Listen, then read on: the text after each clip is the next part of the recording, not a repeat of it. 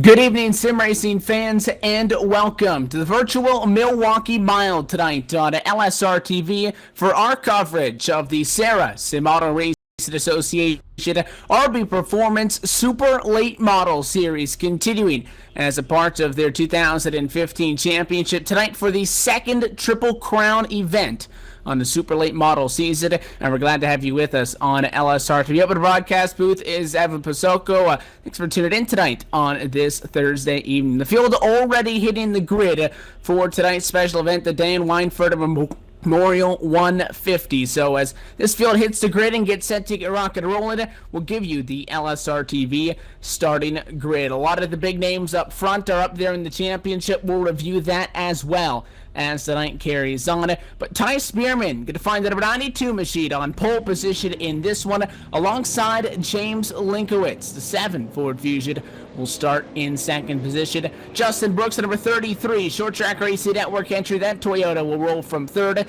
and a fourth to Derek Holtzhausen. Joe Schaffer Jr. will start from fifth. Going to be a sixth position for David Krikorian. Matt Rolfe, Kyle Holtzhausen, Cody Kelly, and Casey Kelly round out your top 10. 24 cars total as you take a look at the entire grid as they get set to go green flag racing down the back straightaway.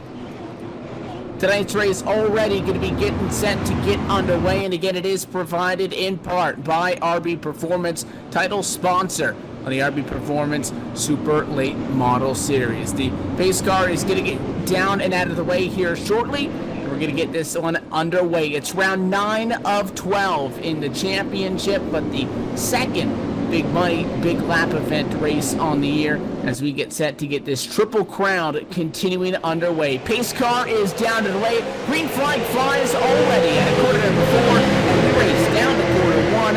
Ty Spearman, number 92 machine, side by side for top spot. He'll get the lead, dive bombing it for second and digging. Not going to be enough though, as Justin Brooks tries to get the 33 to the inside. Now he does, coming out of quarter number 2. That's going to be side by side for position 2 down the back straightaway inside the place to be at what is a very flat and relatively small Milwaukee Mile, the oldest speedway in the world here. Easy getting that passed in on the inside of 3 and 4 for the 33 car. Now you're going to see that 22 machine coming out the bottom. Joe Schaffer Jr. already one spot to the positive. Make it 2 to the inside to Justin Brooks Designs. Ford is clear, and I'll tell you what, with that 7 to James Linkowitz stuck on the outside, because we are all still tightly packed together from the drop of the green flag in this one, it doesn't look like the floodgates are going to be closing anytime soon. The 66 of David Krikorian puts the wheeling and dealing entry to the bottom of the racetrack, and he's bringing friends. The 51 machine, Matt Rolfe, down to the bottom of the racetrack there. The 75 of Cody Kelly will follow him through in that Toyota Camry and just squeezing it down there. And we might be able to say Linkowitz fight back through this one. The 7 car was 10th fastest in practice, so he's getting passed by some of the drivers that were a little bit quicker in the practice session, but that outside is absolutely not working for that 7 car. And finally, he'll be able to stop the bleeding down in quarters number 3 and 4. He gets in line behind the 75 of Cody Kelly, and there's a lot of positive positions gained for those drivers up at the front of the field right now. Ty Spearman, though, that Ford currently hanging on to the top spot, and it is a close one down the back straightaway as lap 4 of 150 tonight at Milwaukee is in the works. You see that 33 car started this race in third inside on row 2, and he's trying to get to the inside on the number 92. Coming out of quarter 4. 4 laps down in this one. Brooks, can he do it to the inside? The 92 recognizes that one and will stick the hand out the window net and wave him on by. Move Justin Brooks in the wheeling and dealing motorsports machine to the top of the board here early down on lap quarter number 5, down to quarter number 3 now, as trying to get this race really underway. The top 5, top 10 starting to put a big leg out in front of everybody else on the field right now. The top 10 separated by 2.7 seconds. That gap continues to grow as these leaders putting down some fast lap times. Brooks last time by a 31.067. Pretty good lap time if you're talking about that in comparison to what they were running as far as hot laps towards the end of the warm-up session. 92 not falling off all that much for giving up the race lead as easily as he did, but he figures he'll let the 33 do all the legwork up in the front of the field right now. Ty Spearman continuing to just kind of run around right there in second position. Behind him, Joe Schaffer Jr. to the 92 machine. Right, the 22 is behind that 92. Top three slowly again starting to spread further and further apart. Old 24 drivers did start this event, so right now it is Barry Zelmer in the 28 machine, last car on the lead lap in 24th. He started in 20th. No drivers having an issue pre-grid tonight, which means that they're all in the field. They're all going to be earning, obviously, the maximum and increased points for this Triple Crown event. Do have a side-by-side for position of 9 down in quarter number 4, and the car that's going the wrong direction is the 71 of Blake Brown. That Ford stuck up on the high side. The 36 of Daryl Hamlin going to go to the bottom. He'll lead on through with Derek Holtzhausen. And it looks like that 37 of Tim Bills, the MPI entry, no issues either. Cycling on through, being able to get the job done. And just like that, 2 laps later, 2 quarters later, you lose 3 spots on the outside of the racetrack. These super late models, very easy as far as trying to get them back to the throttle. But when we talk about a track like the Milwaukee Mile, very different from where these guys have been a lot this season. They've fought through some of the bigger racetracks. They've been to some of the more banked racetracks like Five Flags as well. But they've also been to some of these flat tracks. They've also been to Phoenix, places like that. But again, Milwaukee, just the very identical, I guess, quarters 1 and 2 than you have in comparison to quarters number 3 and 4. Very flat. I think they say there's 9 degrees of banking.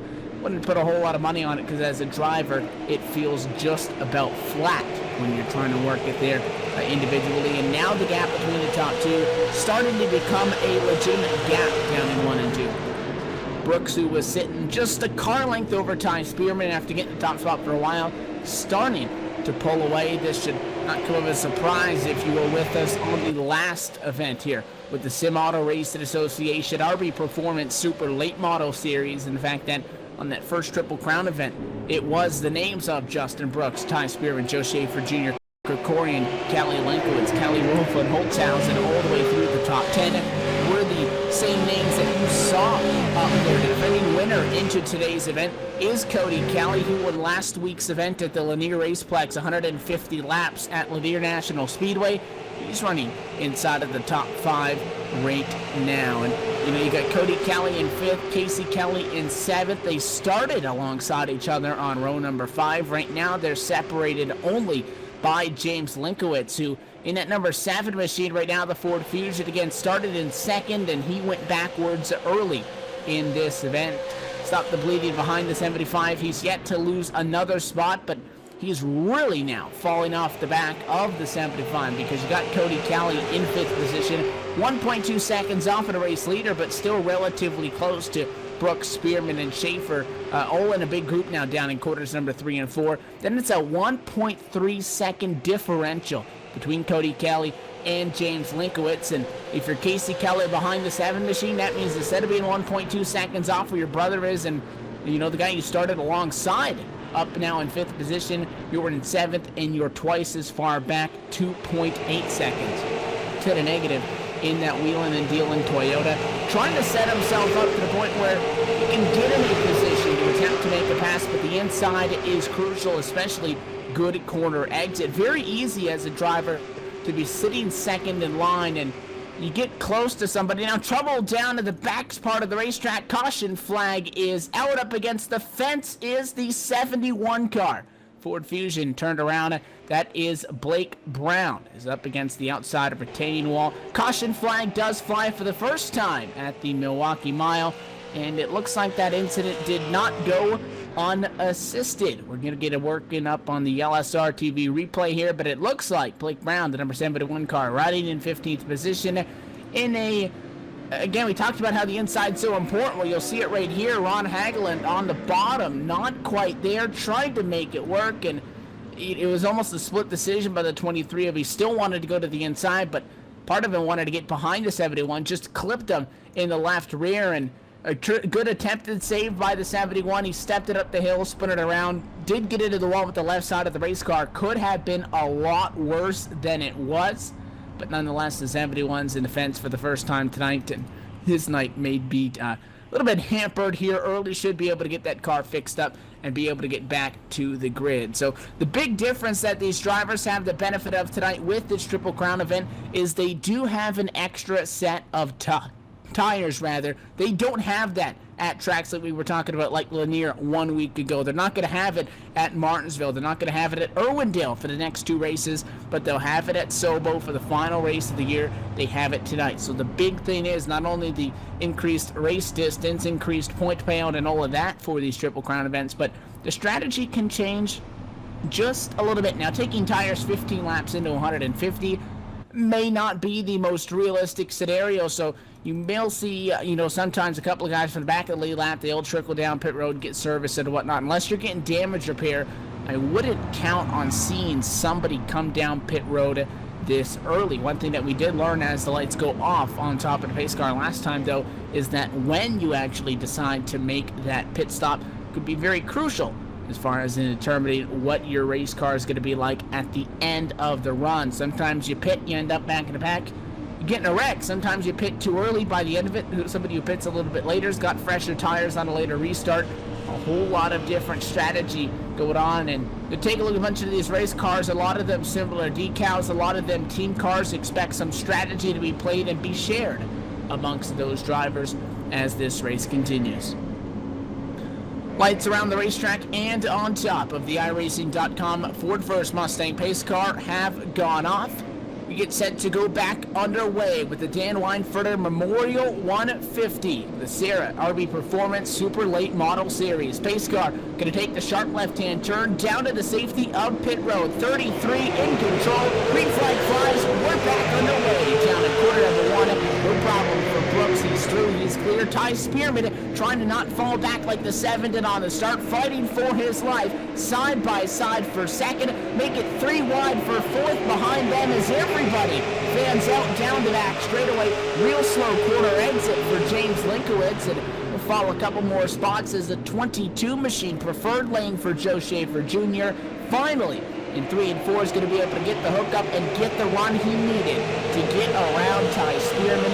Spearman slides back 2 spots, not as worse as what we saw earlier in the night, but nonetheless goes from the front row to fourth. Now crossover down the front straightaway to the bottom down in 1 and 2. It's Derek Holtzhausen's number 87 car to the bottom on the 05 of Casey Kelly. That's going to be a side-by-side fight down the back straightaway, and 05 could have challenged down into 3, but on the outside, smarter decision was check up, get in line, and prevent another car from being able to get to your inside. It's all about damage control so far as we've seen tonight when you get down to the bottom of the racetrack. Battle for a second, now the 75 trying to move on up. Cody Kelly to the bottom on the 22. Joe Schaffer Jr. just taking over that second spot, and he's sliding high at a quarter number 2 down the virtual back straightaway. No problem for the 75 getting through, and it looks like the 92 of Ty Spearman going to be able to get 1 spot back in his case to find himself back where he was on the restart in this event. The 92 machine on the inside really hooking up a lot better at a quarter number 4 than it is down in 1 and 2. 87 machine's going to be able to get 5. Throw the 05 into the mix as well. We were talking about how Casey Kelly was stuck behind the 7 for a lot of that last stint. He's going to be able to find his way through. Now, speaking about the 7, it's James Linkowitz on the attack to the inside on the 51 of Matt Rolfe, the Key Smart Toyota. Up on the outside, Emerald Designs on board that 51 car rather. He'll slide back 1 spot, get back down in the line, and it's only 1 spot loss as these drivers starting to figure out the strategy to not to lose a lot of spots in this one. The 92 Ty Spearman going to take a -2 though on that lap the last time by. Talked about how he had just gotten back up to 3rd. Well, the 87 of Derek Holtzhausen got to the bottom. He brought Casey Kelly with him. The 92 slides to 5th after starting this race from pole position. Gave it up early to the man that leads right now and who was control car on the last restart and did not put that to waste. 7/10 to the good already. The Justin Brooks Designs Fast Track Sims Toyota Camry up at the front of the field, number 33 of Justin Brooks. And clean air for the most part, but now that Cody Kelly is clear, that 75 hell of a good dips Toyota Camry be able to challenge just a little bit after they were all able to get by Ty Spearman on the restart. Gap goes from 7/10 to 6/10 of a second that last time by. We'll see what the updated number is this time at a quarter number 4, but 75 machine starting to apply the pressure just a little bit, and this is what you'll hear when we talk about one set of tires only on the night. How hard do you push it? When do you want to make your pit stop? Everybody's got a number in their head. Right now, the 75 is the fastest car on the racetrack. The gap goes down from 0.6 to 0.543 seconds, just over a half a second differential, and it continues to close from 7 car lengths to 6, now maybe down to 5, if not 4, as they come at a quarter 40. And again, lap 23 going to go in the books this time by Brooks, still cleared. It looks like he's really starting to lose it now. 0.2 of a second gone, and Austin Atkinson will welcome you into the LSRTV booth here. Things just fresh off of the start. One caution so far. Justin Brooks took over this race lead after starting in 3rd, was 2nd by the time lap 1 was down, and he was pulling away, but bad news for him is a car that started in 9th. Cody Kelly looking pretty good, and he's bringing Casey Callan with him, but I'll tell you, the gap between the top 2 really starting to close in now. Yeah, Justin Brooks, no stranger to this track here at Milwaukee, not a stranger to the super late models either. He's somebody that I've actually known in this simulation for quite some time, and this is one of his favorite tracks, at least in recent memory for me. So I know he can build a fast setup here. Cody Kelly obviously has found some speed in that machine, so possibly some adjustments going to come for these guys. There's now a yellow flag out on the track here, Evan.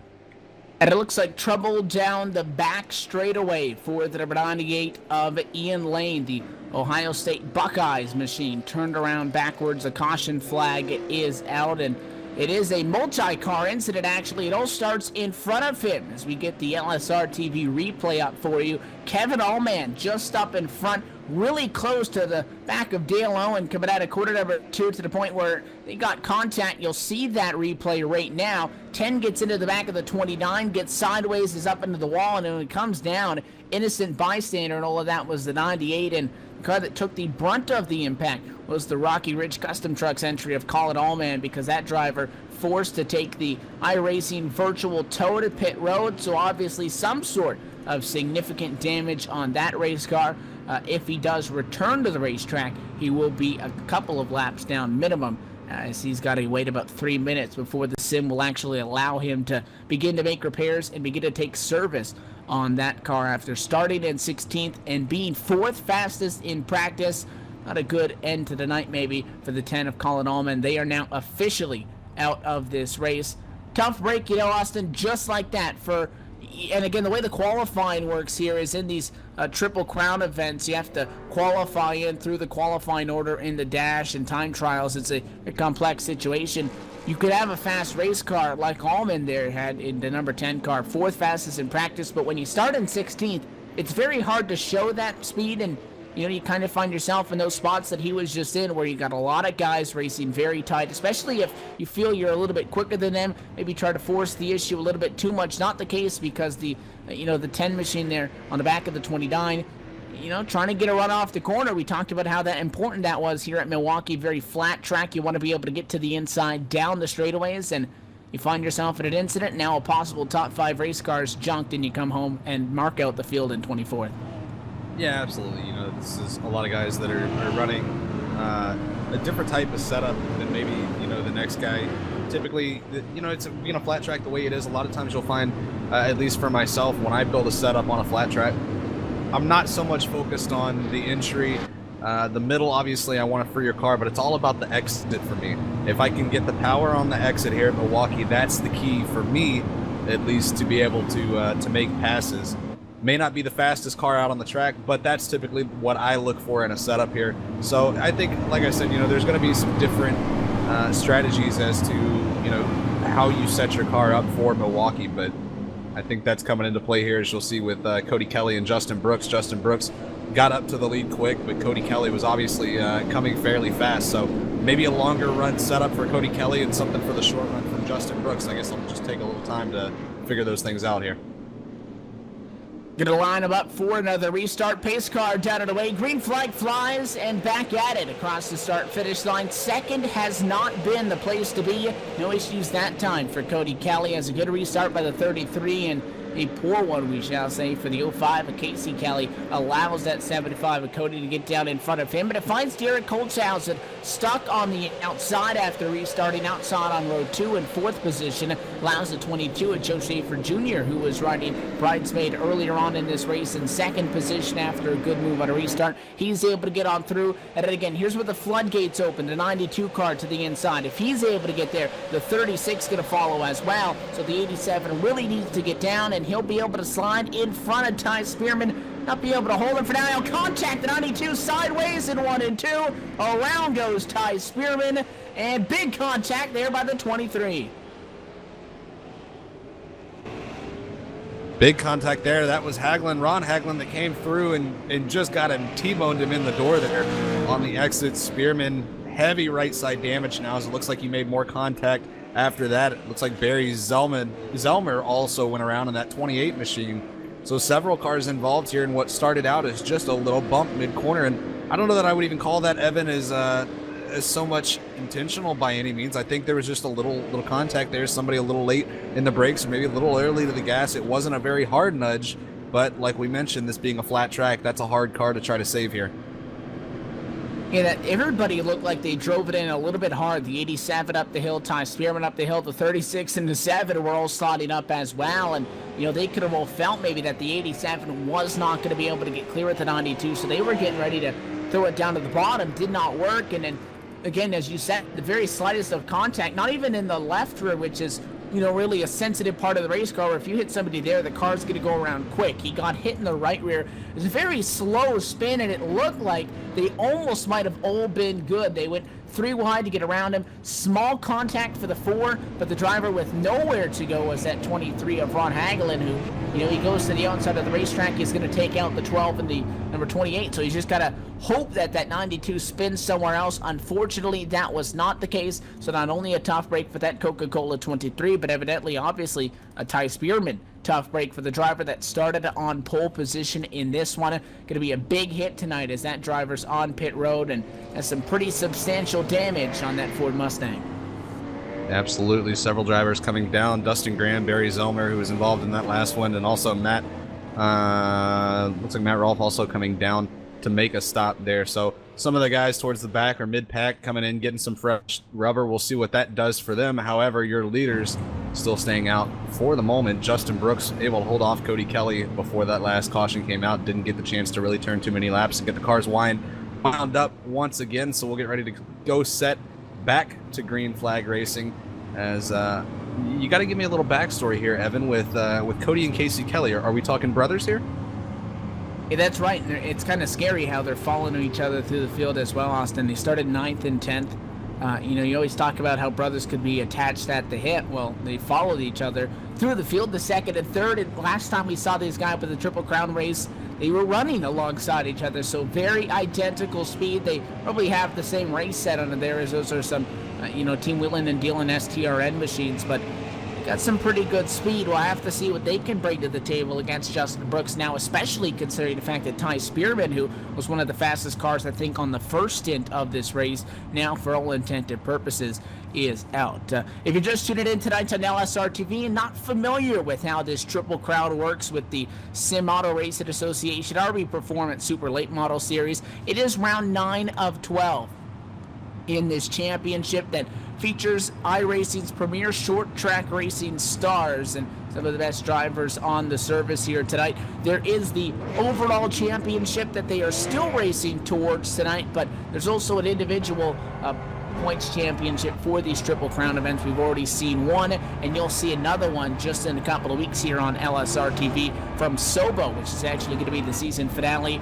Golf style points, basically the way to put it. First place gets 1 point, second place gets 2 points, etc. Whoever has the lowest total accumulated points from these Triple Crown races, they win a couple of, you know, they win a little bit of extra cash for the Triple Crown. Never hurt anybody, a little bit of extra incentive, but although you do kind of want to go for what's the grand slam of this series, you're still taking a look for the entire season championship, which is in play tonight, and some of those big names have already suffered some trouble tonight. We'll continue to talk about that as this race ticks on. 150 when we started this one, now 116 laps to go.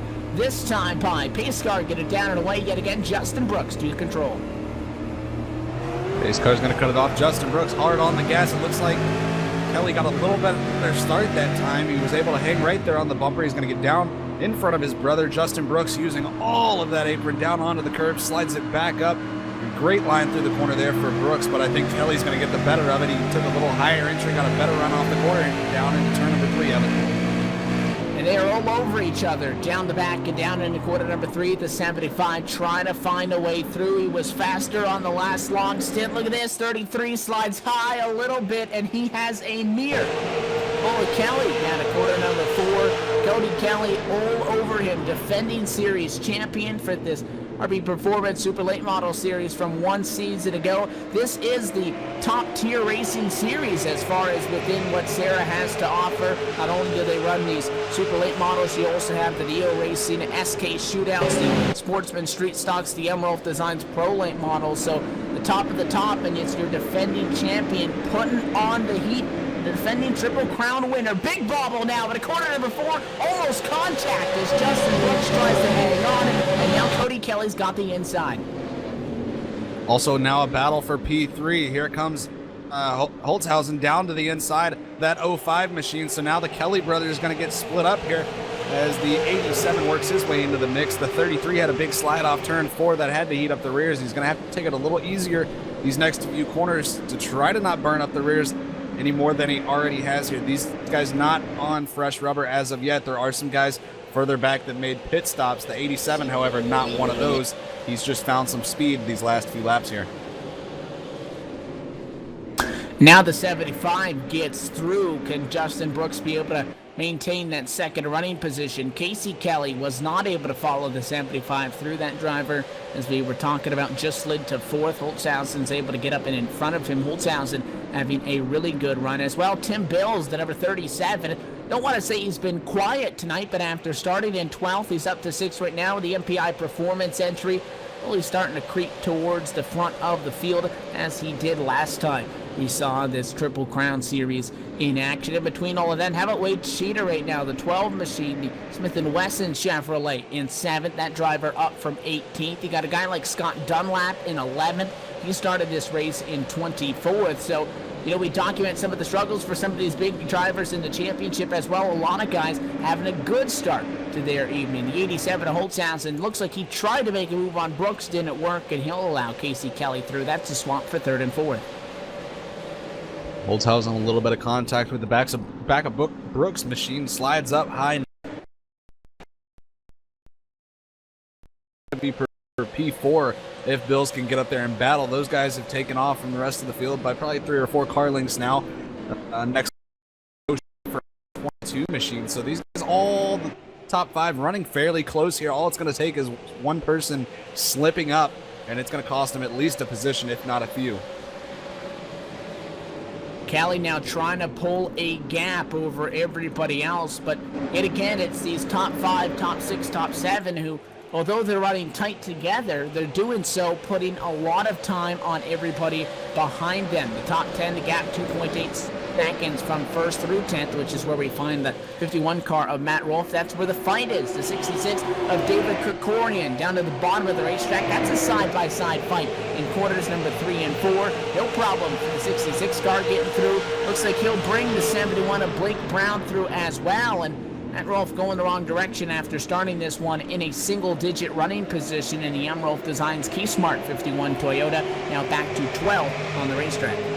Now a battle coming for 7th. That's Kyle Holtzhausen underneath the 12 machine here. It looks like he's going to be able to easily make that pass under the Smith & Wesson machine. Now the 7 going to follow underneath. So guys are making passes all over the pack here. As now it looks like we also have somebody up there passing Brooks. Brooks falling back. He just lost P3, Evan.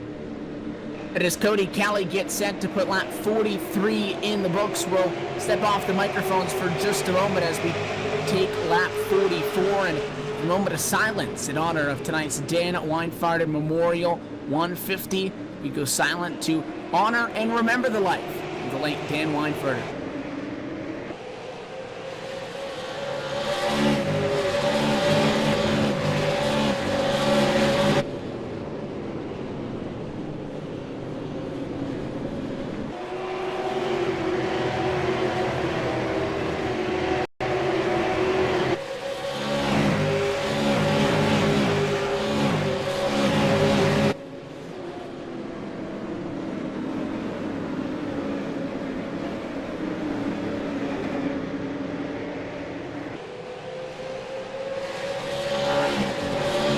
lap 44 goes in the books. Your race leaders get across the start-finish line side by side, and it is going to go in the direction of Casey Kelly. He goes to the top spot, but tonight's race, the Dan Weinfurter Memorial 150, a late race change here. Austin driver that gone too soon for sure. Very close to some of the guys in the series. Did want to pay our respects to him in the number 4, so we'll give him the lap of silence on lap number 44. And we transition back into the action here. 21 drivers sit on the lead lap right now. Ty Spearman, the last of them. I'll tell you, the 92 car, pretty torn up. I'm impressed that he's still out there. Nonetheless, I don't think it's going to be a race car that you could compete with the Kellys and Justin Brooks with, but still out there trying to salvage points nonetheless after what was a really big hit to the side of that car. Yeah, that Ford Mustang quite mangled on the right side, as the left side actually doesn't look that bad, but the right side pretty crumpled at this point. Unfortunate of events for him, as he was running pretty good there mid-pack. It just had a little bit of contact, and like we said here with the flat track, it's a hard car to try to save once you get that sideways. So an unfortunate night for him. He was looking to be a front runner in this one, but props to him for staying out there and continuing to turn laps here. Derek Holtzhausen, again, he's since put the 33 down. Now he'll put the 75 down. So give another spot to the Ford Mustang of Holtzhausen. He'll be able to put past in Cody Kelly. But again, it was Cody Kelly who was flying up on Justin Brooks just a stint ago. Now Casey Kelly made very quick work, and the 75 begins to slowly fade to the back. We do say that you have 4 tires. There is some option, some flexibility also as far as what these guys can do. Any other race they have in the series outside of these Triple Crown races, you cannot change tires. Tonight, you get 4. That doesn't necessarily mean you have to take a 4-tire stop. You can come in and take 2 sets of right side tires at 2 times. There is that ability of strategy. The big concern for a driver now is if things start to spread out, if you get a long green flag run, you almost don't want to pit and take 2 with the risk that it goes green all the way. Yeah, I bet you right now Justin Brooks wishing he had new rubber, because he's all over exit of the corner. That car definitely having some issues getting traction off exit, and that was the one place where you need to have speed here. You got to have speed on the exit of the corner, and that's the one place where Justin Brooks absolutely struggling right now, whether that's a setup issue or whether that is just tires that are, by far too burnt up in this one. He's definitely struggling here, Evan. So Holtzhausen has been the driver going forward. Can he do the same to Casey Kelly, who right now is your race leader at the front of the field at the Milwaukee Mile? And this time by, we are going to be 1/3 distance to the checker. Lap 50. Going to go in the books this time by the 05. Casey Kelly is leading right now at the virtual Milwaukee Mile with the Sim Auto Racing Association Dan Weinfurter Memorial 150. We'll take this moment to step away for just a brief side by side and pass the 1/3 marker in this race so you don't miss anything. Casey Kelly, though, tops them all right now.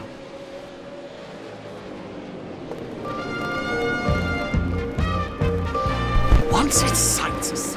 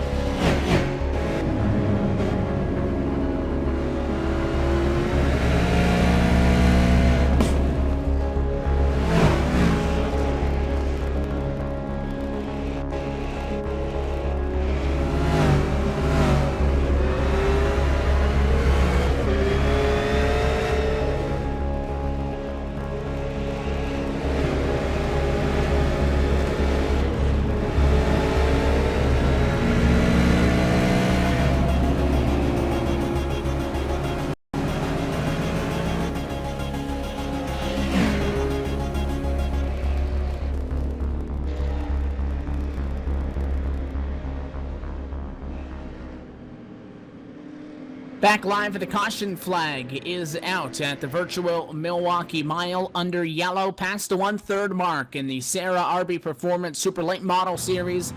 Dan Weinfurter, Memorial 150. Trouble for Dustin Graham, the 07-5 Chevrolet. That car got real loose at a 4 and just made the slightest of corrections and absolutely pounded the wall. The 33 of Justin Brooks really wanted a debris caution because that car was going every which way but straight.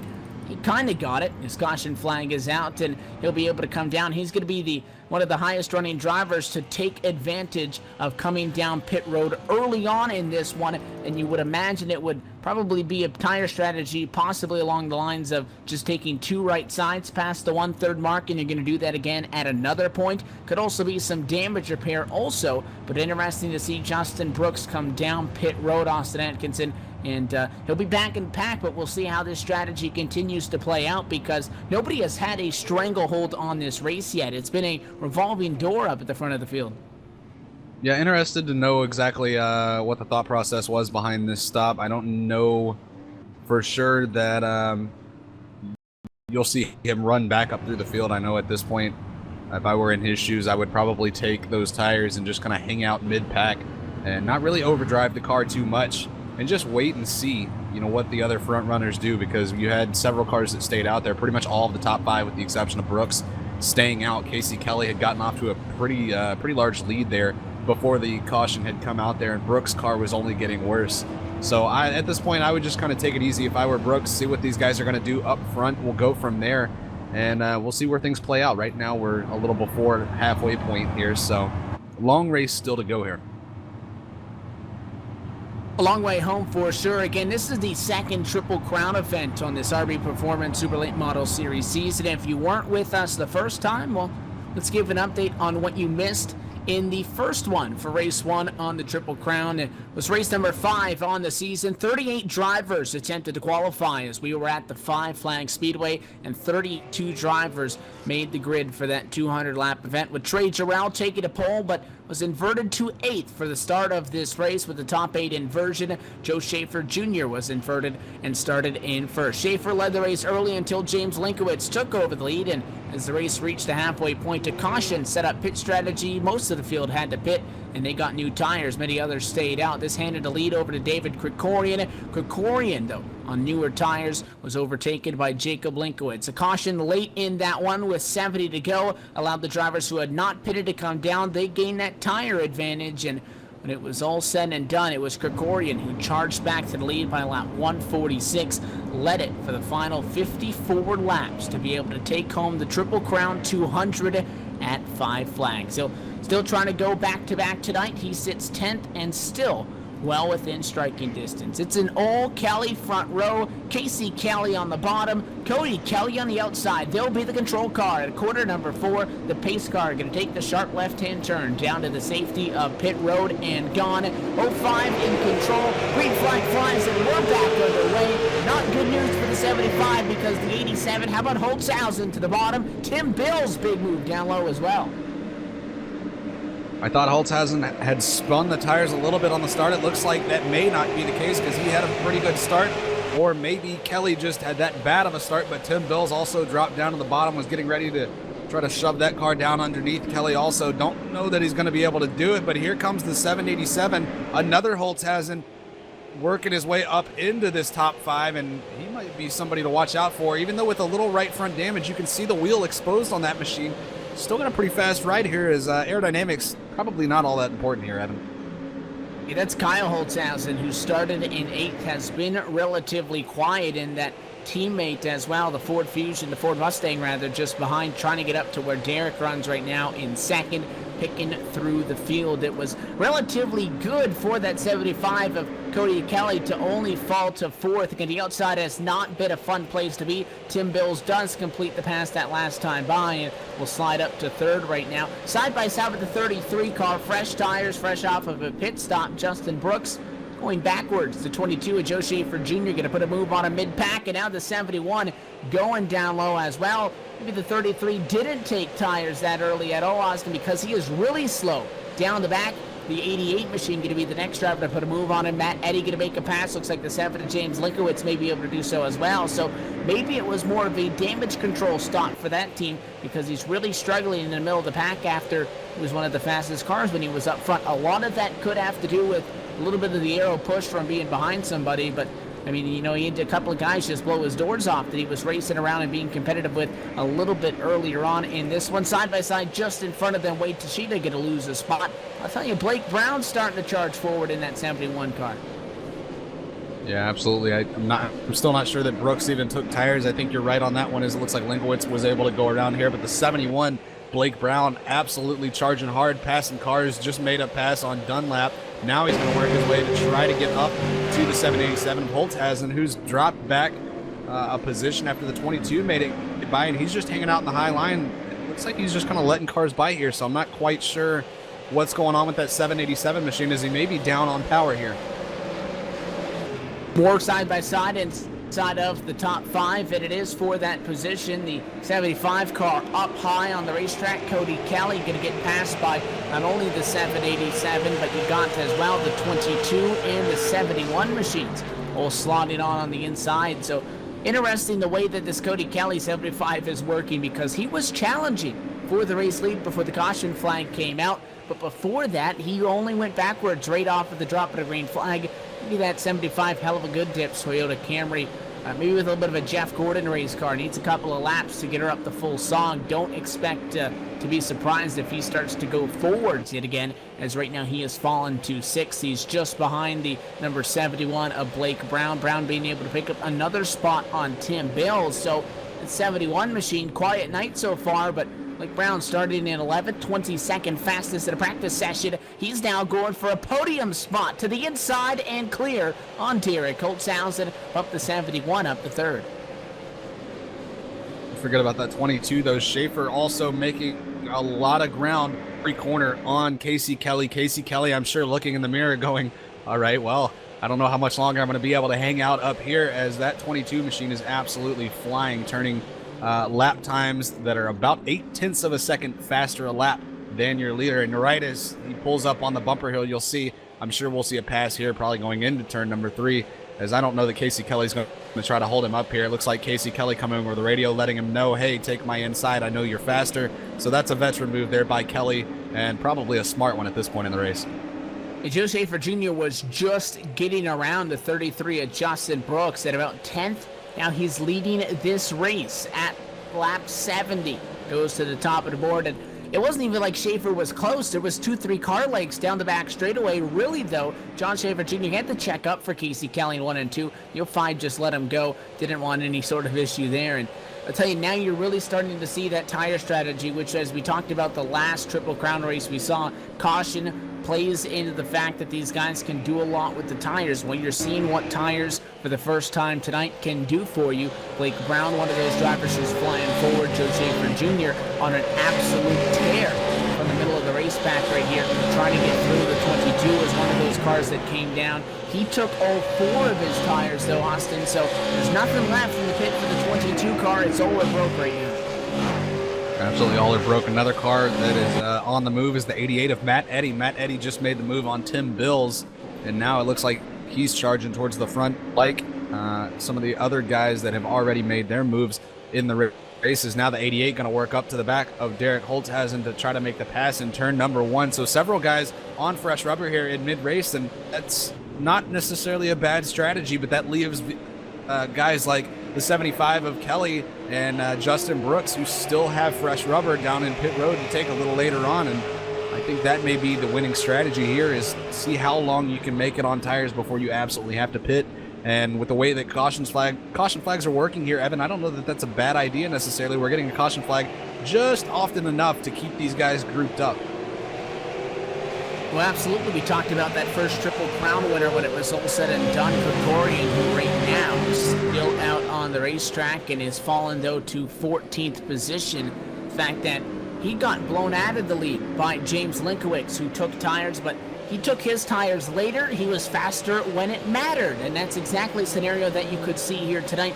Joe Schaffer Jr. will win this race if we stay green. The question is, though, as you said, the way the caution intervals have been, I think it's just enough to keep him honest. 22, though, got to gamble, trying to find some way to put that car into victory lane. Let's talk about the current championship standings as far as this Triple Crown goes. The points are, well, the finishing results from the first race at Five Flag Speedway, but it is David Krikorian with 1 point leading. Again, it's the golf points, as I like to call them. You want a lower amount is the better. Whoever has the lowest total accumulated points first gets 1 point, second gets 2 points, etc. Lowest points gets that extra cash bonus for winning the Triple Crown. Let's take a peek in on the 12 machine when we talk about this. Wade Tashida, the Smith & Wesson machine, going backwards on the outside of racetrack. The number 23 car up in front of him, going to have to navigate around, but looks like Matt Rolfe trying to get through Scott Dunlap, put a move on him the last lap. It's Krikorian over top of Cody Kelly, Bill Martin, and Trey Jarrell. You got Joe Schaffer, James Linkowitz, Scott Dunlap, Jacob Linkowitz, and then continuing on through. These guys are so very close right now. Very difficult to comment on who would be gaining an advantage because, again, the big thing is because a lot of these guys have not come down and taken those additional Hoosier Racing tires that are, I guess, optional to them. I would assume you want to get them one way or another. We really don't know how this is going to end. All we can tell you is last race, the guy that was quick in the middle was not quick at the end. So Schaffer Jr., though, right now, absolutely with a stranglehold on the field. The longevity of how long this is going to last is the big question, but 3.1 to the good over Blake Brown, who, I'll tell you, great strategy call, I think, for that Ford team who was running in the low teens, Austin. Take the tires, bump up to second, and even if you still don't finish up there, might be better than where you started. So for many drivers, back in the pack, like Matt Eddy, who started in 23rd, is up in 4th now in the 88 machine. A lot of guys making this strategy call to gain track position, which if we get another caution, the later that caution's going to be, the shorter the stints will be, and maybe you'll be able to hold off some track position.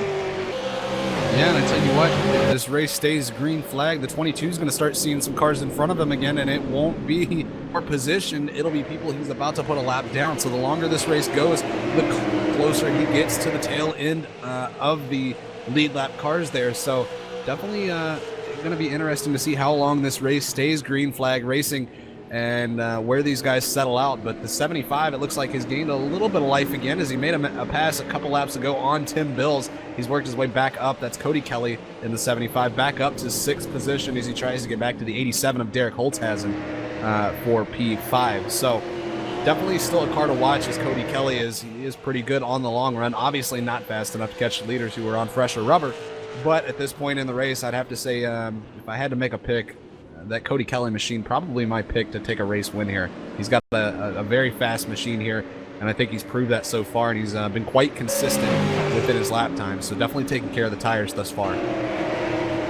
Joe Schaffer Jr. going to pick up lap 80 this time, behind now 5 seconds plus cleared over Blake Brown. The gap that was literally just 3.1 seconds, and at this point, crossing the halfway marker, just a couple of laps to go, and past halfway in the Dan Weinfurter Memorial 150 with the SARA RB Performance Super Late Model Series. You're watching on LSRTV alongside Evan Pasoko with Austin Atkinson. Let's give you the LSRTV mid-race break and let you know what's going down right now with 75 down and 75 laps to go. It's Joe Schaffer Jr., World Race leader, who started in 5th on 4 tires, powering to 6.2 seconds.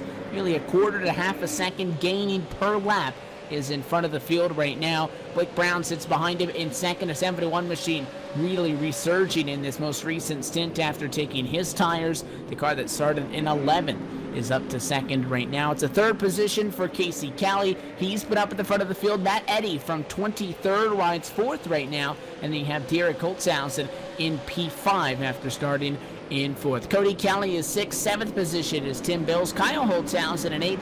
24th to 9th for Scott Dunlap. The 30 Ford Mustang is rounding out your top 9, and Wade Tashida sliding just a little bit for now. Hangs on to the top 10 spot.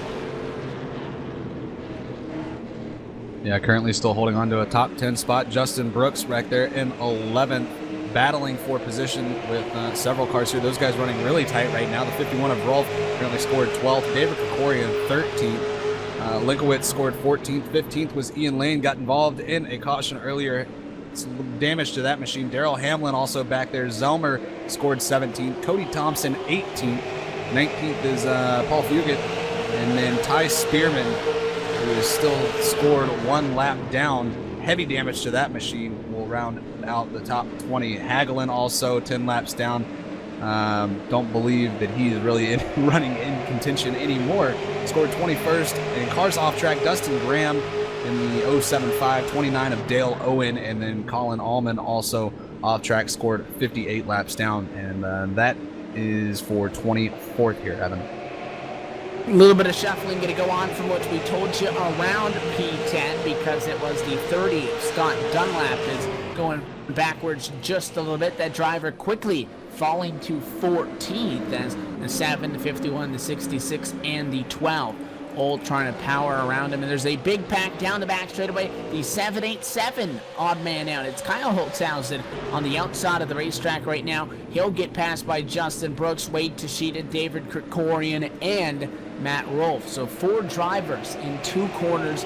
Once you lose that bottom, if you're a little bit slower than somebody, not that I would suggest riding the bottom anyways and blocking because they might just move me up and out of the way, but really the floodgates open when you have a pack of cars this close. Also, the guys up front spread out. Joe Schaffer Jr. is 8 seconds in front of Blake Brown. He's running away. But then you have Casey Kelly running within half a second of Matt Eddy.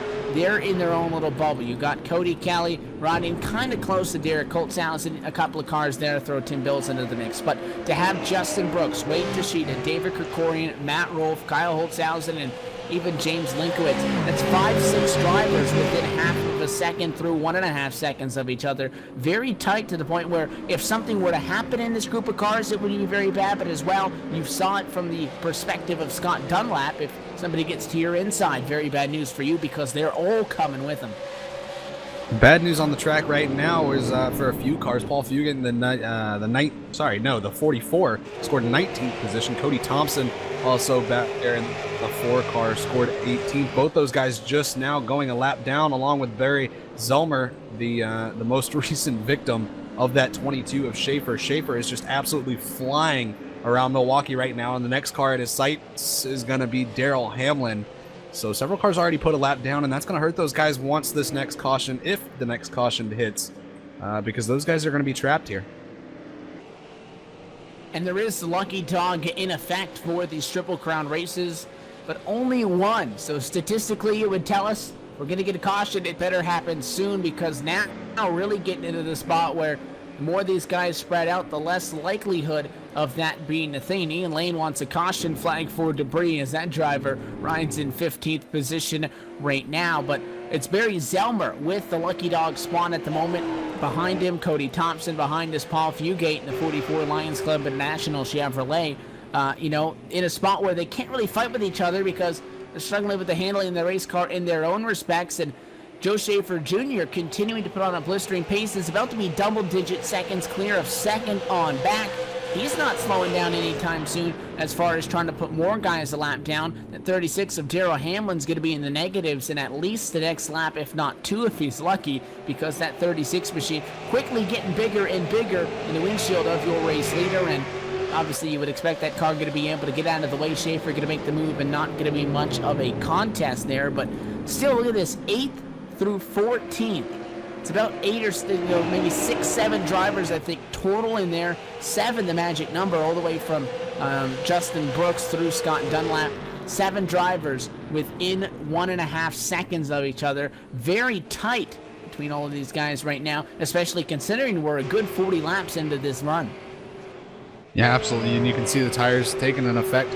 These guys, as the 12 was out sideways there off turn number 2, but David Krikorian, another driver who I've been watching in this one, some right front damage to that machine. Not sure how much it has upset the suspension on that car. It looks like he took a pretty good lick there. A little bit of connection issues for him also, as you'll see him flash out occasionally. And that's just something these guys have to combat with, along with, obviously the tires, the setups. Is some of these guys don't have necessarily the best internet. David Krikorian, a long-time sim racer here, and I know he's had some internet issues in the past as he just clips the wall once again. But right there behind Justin Brooks, these guys very familiar with each other. Wouldn't be surprised if they're not running similar setups here, as those guys definitely known to run these short tracks together here. So Milwaukee now on lap 91 here that we've getting ready to put in the books.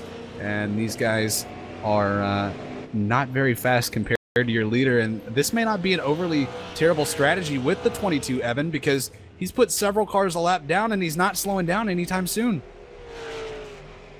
And the question is, if he continues to put at this pace, how much is he really falling off of what he started as he actually cups the wall at a quarter number 2, and it'll give the run to Ian Lane. Not that the 98's going to throw it in and try to pass back the race leader, so no harm, no foul and all of that. But he's running a 32.3 second lap time. That's fast enough for him to blow guys like Blake Brown out of the water and, really not even have contests on the other guys who have yet to take tires so far. The 22 who took 4 fresh and his only 4 Hoosier Racing tires the last time down pit road.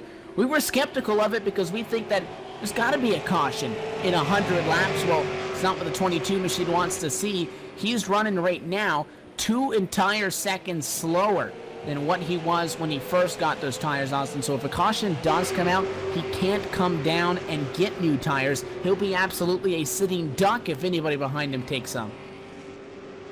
Oh yeah, absolutely, and like we said, that's just part of the strategy here.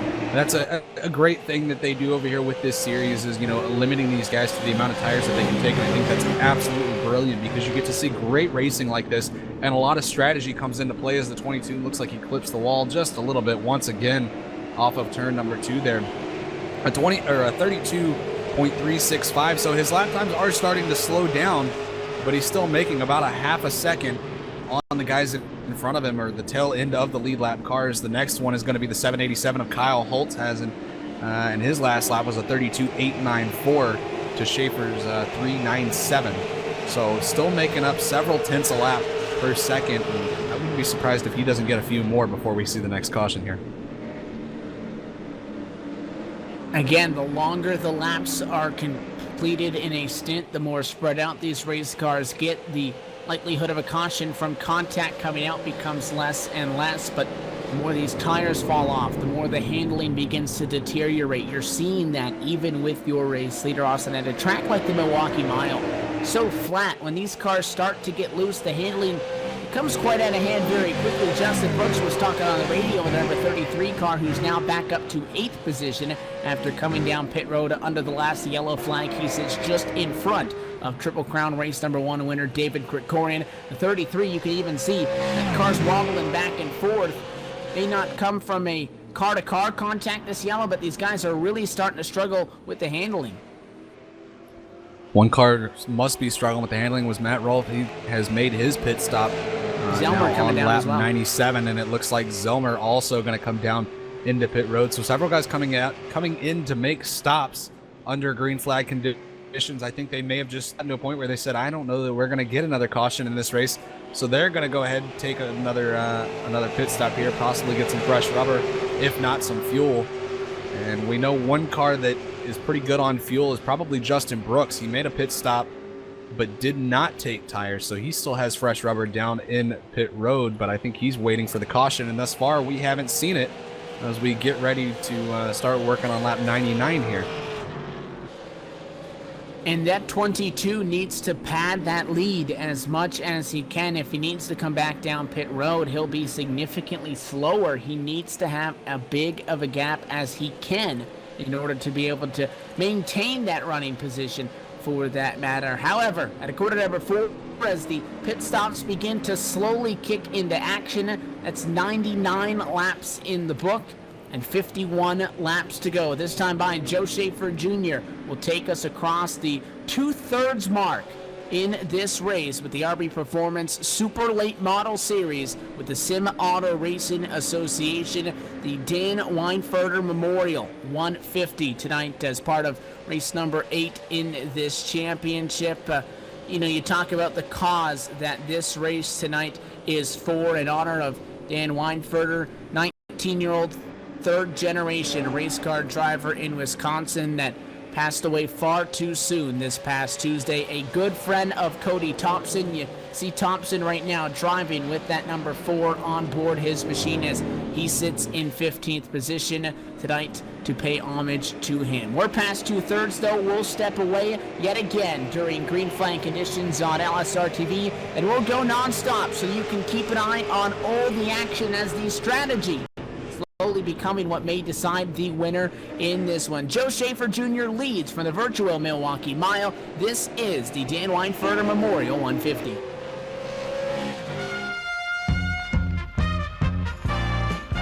While lions are notorious for their voracious appetites, they spend a great deal of time feeding other creatures. In fact, lions will take great care to ensure there's plenty to go around. As you can see, they keep giving with utter ferocity. Bravo, lions, and bon appetit. Do good, be a lion.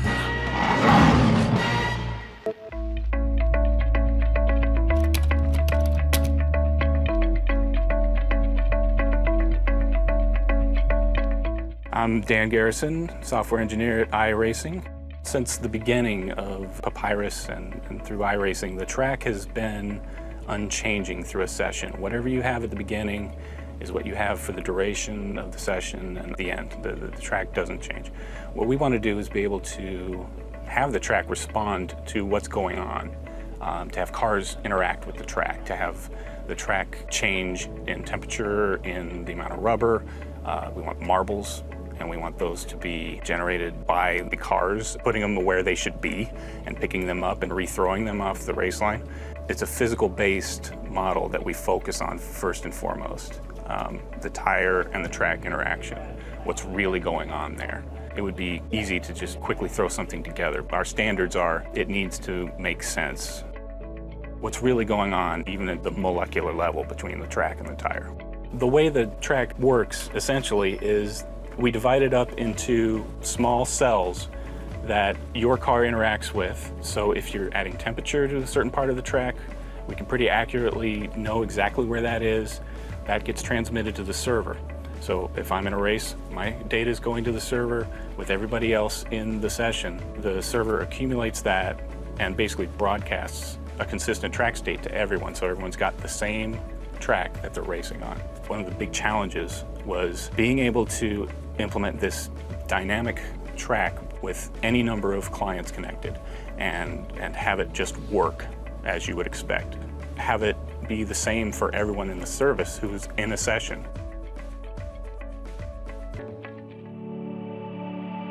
So to kind of give a little bit of a preview of the state of things right now, I basically have run a number of laps at 5 flags with the effects exaggerated for demonstration purposes so that we can kind of immediately see what's going on with the track.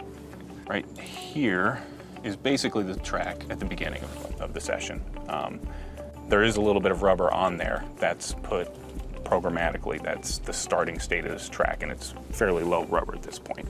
If we skip ahead to the end, I did about 30 laps, so at the very end, you can kind of see all this darkened in right here. This is where I was running the car, so, well, there you go. And again, this is exaggerated. A single car in 30 laps is not going to darken the track anywhere near this level. We also have the ability to see the temperature, similar to an IR camera. At the beginning of the session, it's a little bit warm down here. It's very cool up here. As we skip ahead, all of a sudden, this part of the track has become very warm. This is where I was running the car. And we can also drag the little thumbnail and see the effect of time as the track cools off and returns back to its equilibrium state. Before we had fairly symmetrical tracks. Now, because the sun is shining at some angle, one side of the track might be particularly hot, and 180 degrees around the track is going to be significantly cooler because the sun isn't really pointing at that. So you're on a track where maybe you basically treated it as 2 equal halves. Now you need to adjust to that. With multiple cars over a long race, you're going to have to seek out where's the grip, where is it going, how is the track changing. It's going to require a much more intelligent approach to racing. You're going to have to be able to handle the track through the life of the race. So in addition to temperature and rubber, we're also spending a lot of time working with marbles, putting them on the track where they should be. Later in a race, you can expect there to be marbles offline And so a pass might be a little more sketchy later in the race because you're going to have to go through part of the track that has accumulated some rubber. On the oval side, if you want to venture out into, say, the outside line and nobody's been there yet, you can expect to find marbles there. I expect that the track becoming dynamic means that during a race, temperature is going to go up significantly and the grip is going to respond negatively. You will want to be anticipating that, seeking out cooler parts of the track, taking a slightly higher line for a while, testing out, is it faster up here? I fully expect it's going to break up the field. Cars are going to be trying new things. You won't be able to just take a qualifying setup and make a tiny change and then be able to run the same laps over and over. It's going to just become a much more dynamic and unpredictable experience.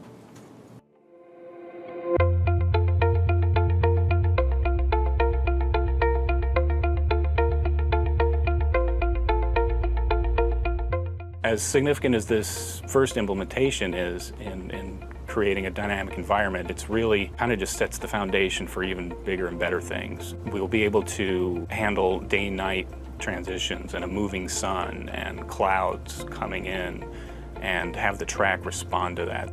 We can look down the road and say, well, we'll want to do rain and have water on the track and have it move and have it dry according to where the tires are and how much temperature is there and how much is the sun shining. All these things that happen. Back live at the virtual Milwaukee Mile on LSRTV, the SARA RB Performance Super Late Model Series Triple Crown Race 2 underway. Here comes your race leader to pit road. Austin Atkinson, Joe Schaffer Jr. took tires earlier on in this race. He's been getting passed left and right from drivers that are now laps down that have come down most recently to get service, but big problems for the 22 may be something that he can't control, is that car is blinking it out and is having major connection issues. Yeah, absolutely having major connection issues. He's been blinking out for about the last 4 to 5 laps. I don't expect this to be a long pit stop, just coming in for fuel.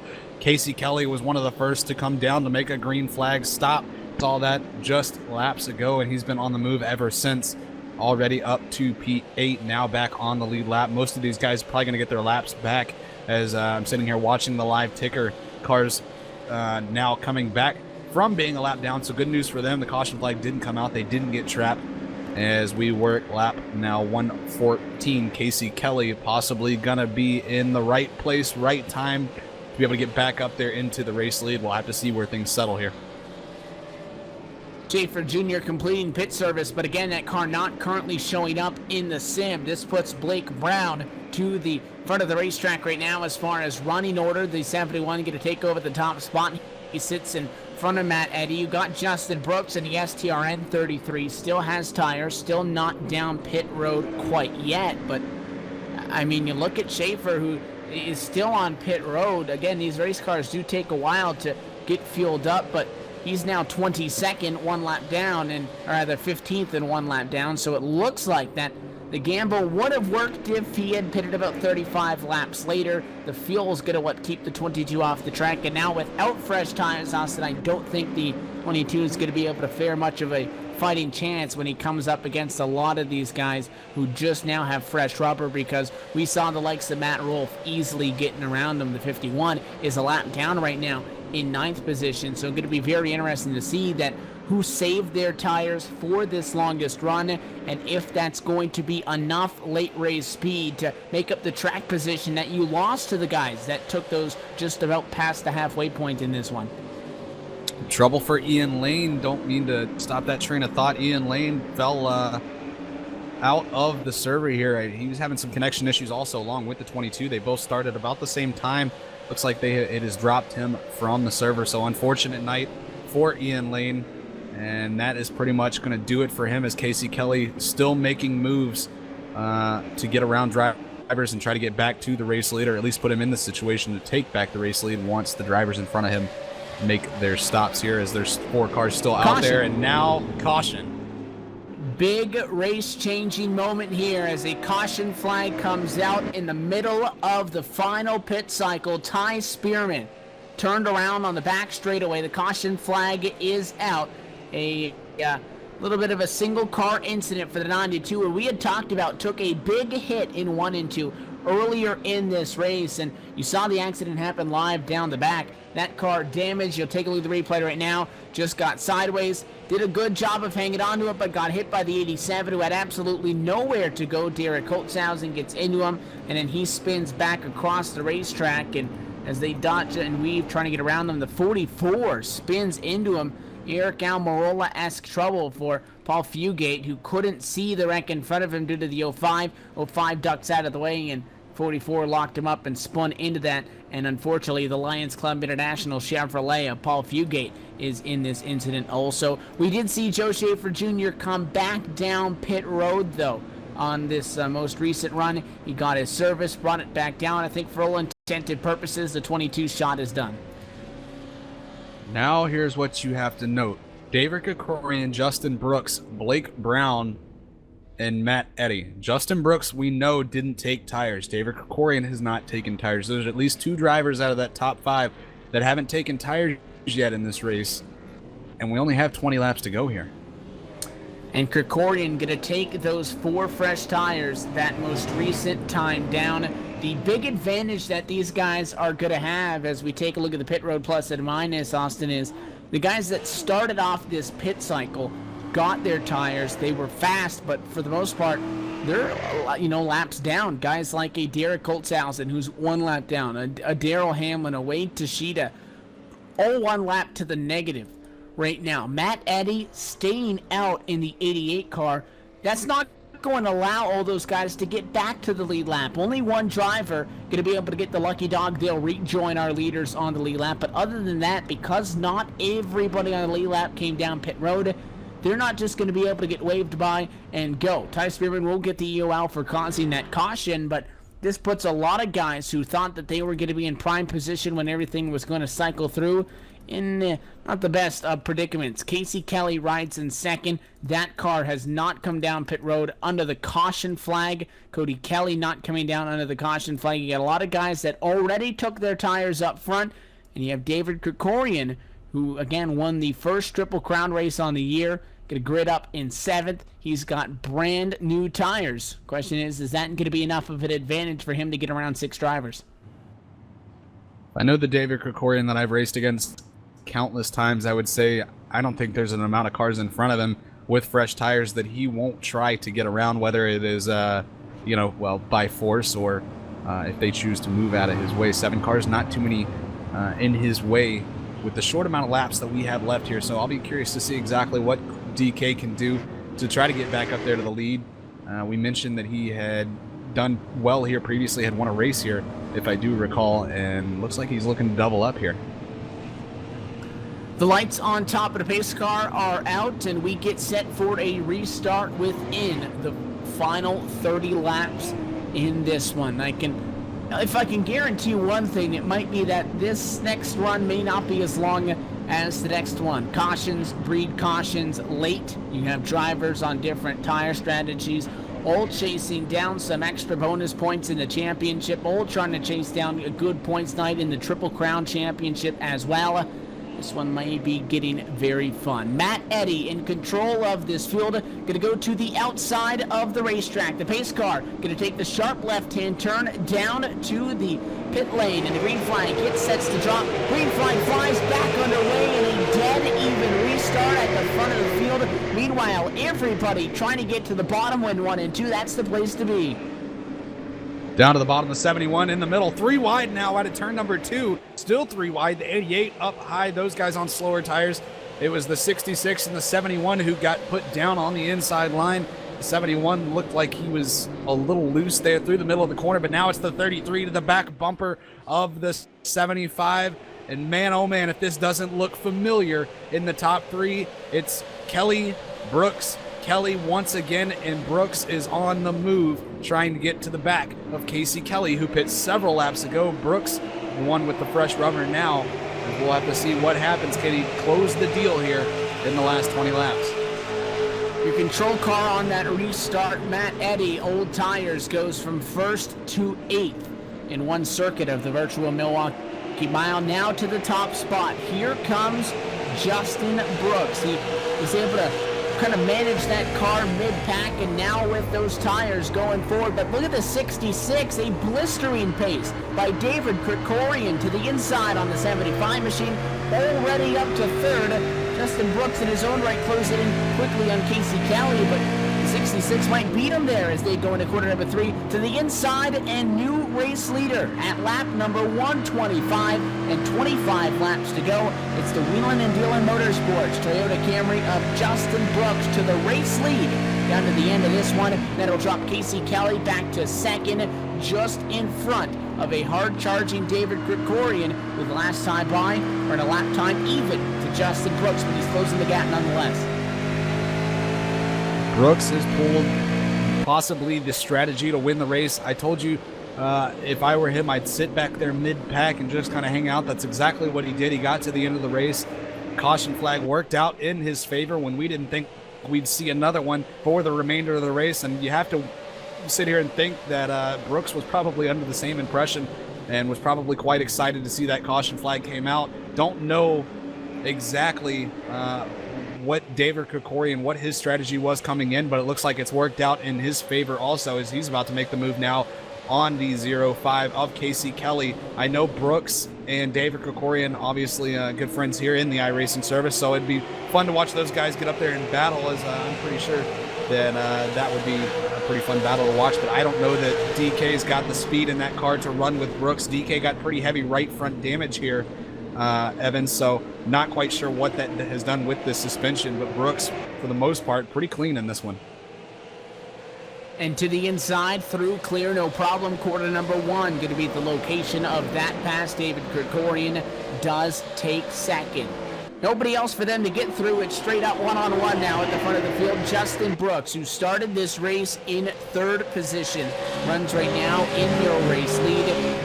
Kelly drops to third as David Krikorian goes to second, who started in sixth. It was two very different pit strategies by both of these drivers. Krikorian not taking anything until this most recent caution flag. He's got the freshest set of 4 out of anybody out there on the racetrack. Justin Brooks, though, not all that old on his new set of Hoosier Racing tires. Can the 66 catch the 33? That time at a quarter number 4, the gap was 0.6 of a second.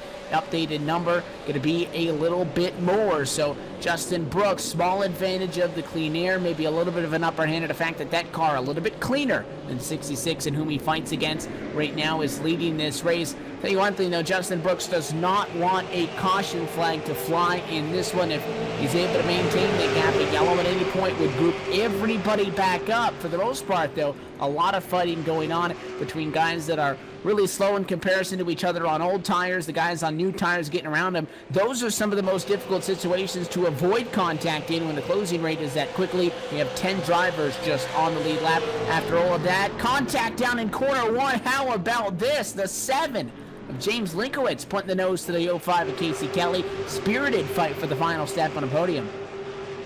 A spirited fight it is, but don't count the 66 out of this either. He gained about 1/10 the last lap.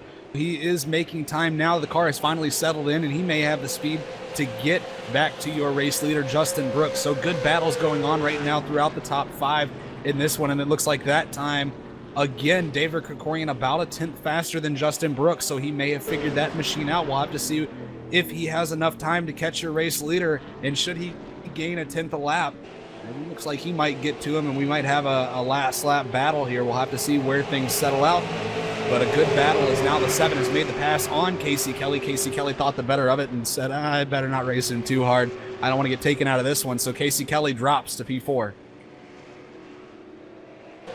And we know that the 66 has better tires. The question is, when do those tires really hit the cliff and start to fall off? And if he can get there to the back of the 33 before his tires slowly start to kind of end up at the same place that Justin Brooks' tires are, a little bit ahead of him as far as falling into that direction in tire wear. It was 0.6 for a couple of laps. The good lap down by the 66 machine makes it 0.4, but not a whole lot in the positive that time for David Krikorian. He loses just a hundredth of a second. So a lot of this battle between the top two, by the way, it's just them. They are clear. They have 2 seconds plus to third on back, and it doesn't look like James Linkowitz, as you mentioned, new runner in third, Casey Kelly now fourth, and Blake Brown in fifth position, have anything speed-wise to challenge for your race lead. It's these two drivers that may very well decide this thing, this time by 16 laps to go at Milwaukee,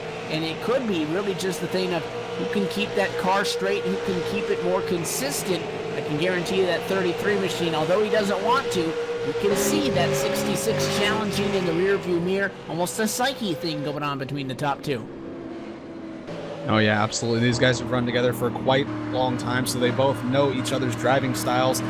If they can get up there and battle it out, it'll be one hell of a race to the finish. I will say that. Krikorian a little loose, though, off the corner. The back end starts to slide. He's able to hold on to it, but it's going to cost him some time. He still gets 200ths that lap on Justin Brooks, but, you know, 200ths of a lap, not quite enough to get up to the back bumper of Justin Brooks, as Brooks still pulling pretty hard on the straightaways. And it looks like if you watch, you'll see Brooks kind of pull in the straightaways, but then you see DK catch him mid-corner, and I think that's where David Krikorian is faster here, is through the corner. But due to that little bit of nose damage that DK's got to the right front, I think it may be slowing him down just a little bit over Justin Brooks. And they continue to go back and forth. One lap it's Brooks, one lap it is Krikorian, due to mention as we really get down to the home stretch in this race, and just under 15 laps away from handing out the checkered flag at Dan Weinfurter Memorial 150. Is there are no overtime, no green-white checkers.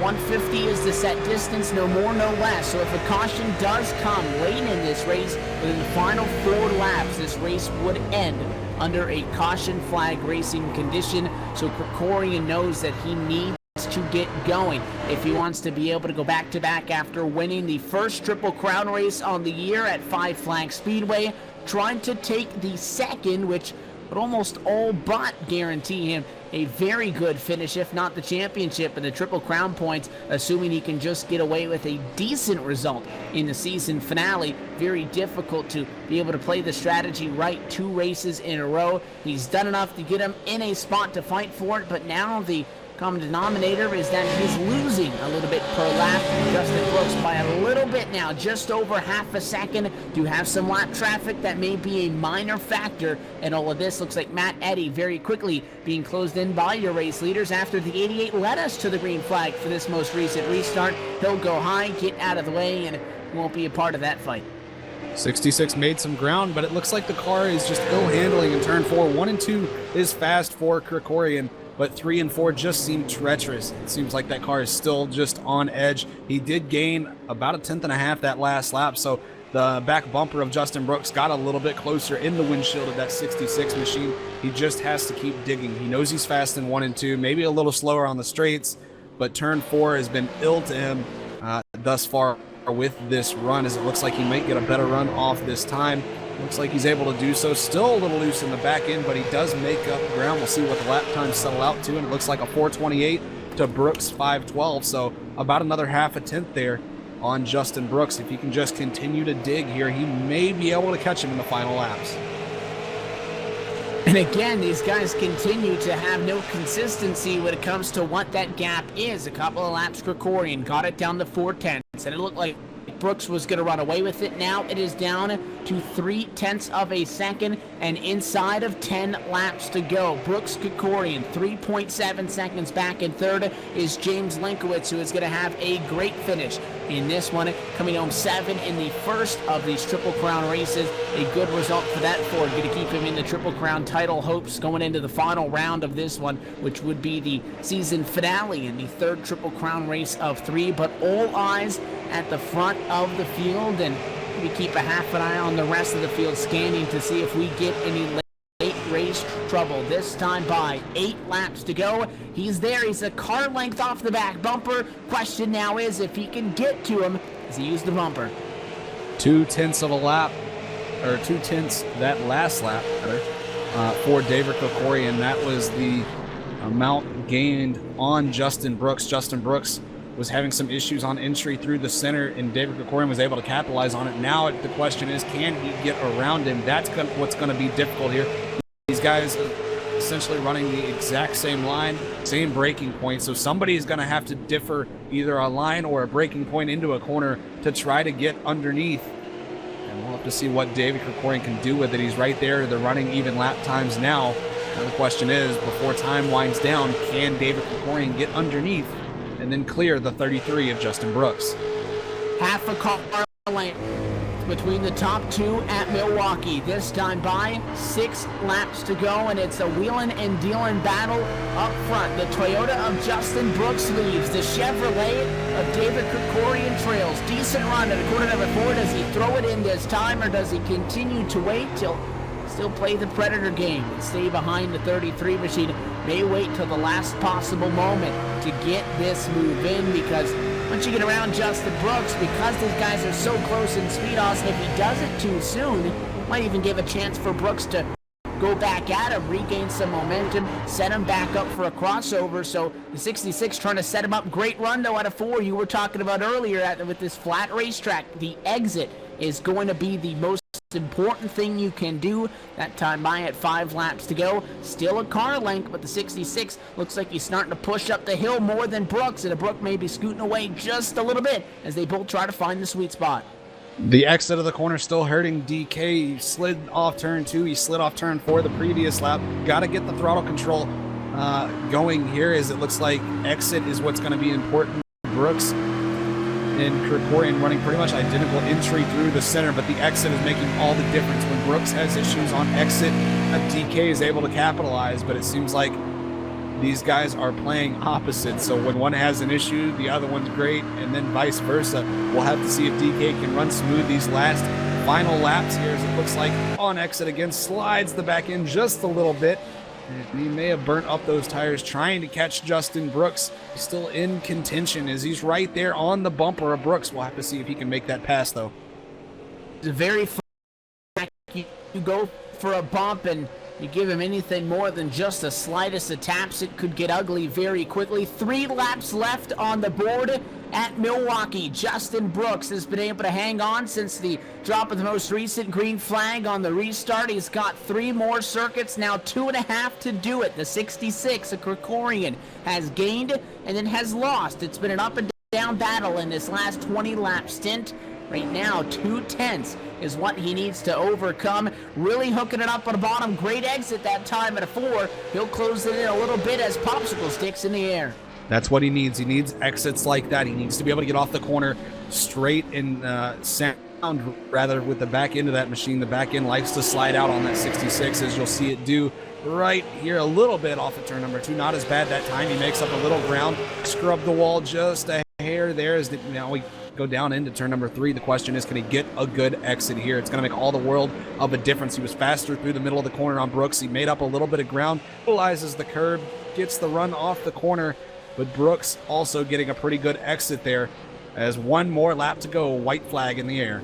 They're starting to cheat those left side tires down on the bottom. How hard does the 66 drive it in? One final shot down the back straightaway. Can he do anything for him? There'll be lap traffic in front for the final time. Down in corners 3 and 4. Krikorian drives it in. It's not going to be enough, and to the accelerator, he's got it. Justin Brooks around the lap traffic. He'll take the checkered flag at a quarter number 4 and the win in the Dan Weinfurter Memorial 150. Justin Brooks had enough left in the tank to hold off David Krikorian, who will lock up that P1 finish from the last Triple Crown event with a P2 tonight and put himself at the top of the championship standings in the Triple Crown bonus out of the second race on the Triple Crown season. But more importantly, Justin Brooks getting the job done in that number 33 machine. Not one of the drivers that's running inside of the top 10 in the super late model points, playing spoiler tonight, taking home the bonus points night,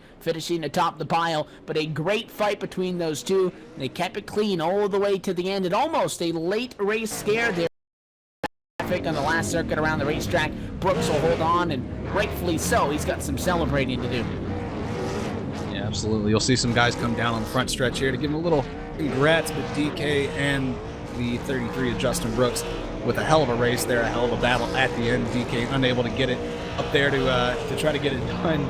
But these guys are having a blast down here on the front straightaway. Several cars down here doing a little bit of celebrating, as it looks like the 51 of Matt Rolfe has blown the motor in that machine. So he's going to have to look for a new motor next week. Hell of a battle again for these guys. A fun race. The first race I've actually seen here with the SARA guys. So props to these guys again for a fantastic race here on this flat 1 mile oval in Milwaukee. And I definitely look forward to seeing these guys again. Justin Brooks' machine might not be the same chassis that they'll be running next week as they continue on in this championship to Martinsville, but by Sobo, they'll probably have it fixed up and try to come back to contend. A great finish at the end of this one at the virtual Milwaukee Mile with the Sim Auto Racing Association. Justin Brooks takes home race number 9 on the championship, but most importantly, the second of the SARA Triple Crown events, winning tonight at Milwaukee and nagging the checkered flag in the Dan Weinfurter Memorial 150. You saw his teammates celebrate on the front straightaway with him. They're going to get those cars down to their pit stalls and victory lane. We'll step away one more time tonight on LSRTV, and we'll talk to some of those drivers here post-race. The post-race show from Milwaukee coming up with the RB Performance Super Late Model Series on LSRTV. While lions are notorious for their voracious appetites, they spend a great deal of time feeding other creatures. In fact, lions will take great care to ensure there's plenty to go around. As you can see, they keep giving with utter ferocity. Bravo, lions, and bon appetit. Do good, be a lion.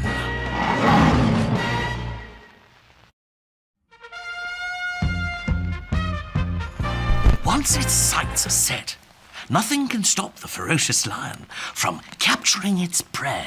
Relying on keen senses, lions search patiently before striking with alarming speed. Wait for it. Gotcha, Mr. Piece of Rubbish. He is truly the master of his environment. Do good, be a lion.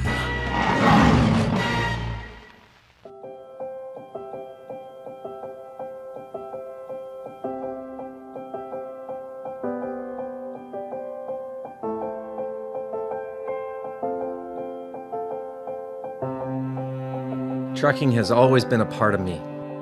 It started years ago when my dad and granddad were hauling vegetables to market in Liverpool. The family immigrated to Canada in the late 60s and settled near Alliston, Ontario. I bought my first truck in 1982 and Mercer Trucking was born. Today, Mercer Trucking has over 50 trucks in terminals in Toronto and Los Angeles. Our storage facilities at both terminals can handle any size of distribution needs throughout North America. We service the continental U.S., including Hawaii and Alaska. We run over 120,000 miles per month and some of the best equipment on the road today. We specialize in less than truckload shipments, show freight, we do rush team service deliveries, and haul your refrigerated or heated product. Our regular team service from Canada to California is second to none, and our staff and drivers are among the best in the business. I'm proud of our people and what they can achieve. Trucking is in my blood, it's my livelihood, and it's what I do best.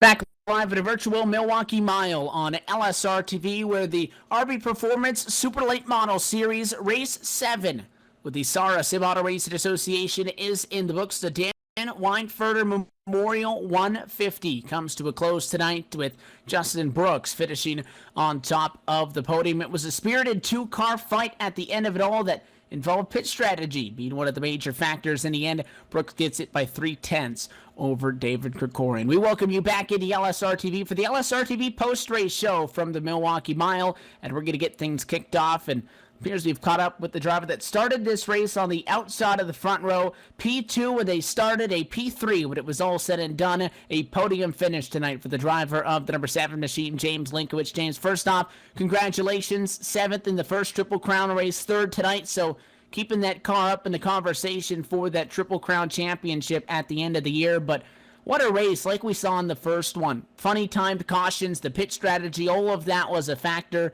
Highest finishing driver outside of the top two who ran away with it at the end there. What was the tire strategy as far as trying to save those 4 Hoosier Racing tires throughout this race that was able to get you guys in that top 3 when it was all said and done? Oh, typically, man, it's just really long runs here, and we had quite a few more cautions than I thought there would have been. And you just can't take tires early here. It's just you're going to kill yourself. I think the 22 did it, and I don't think it fared really well. But I think we're going to try to stay out there as long as we could.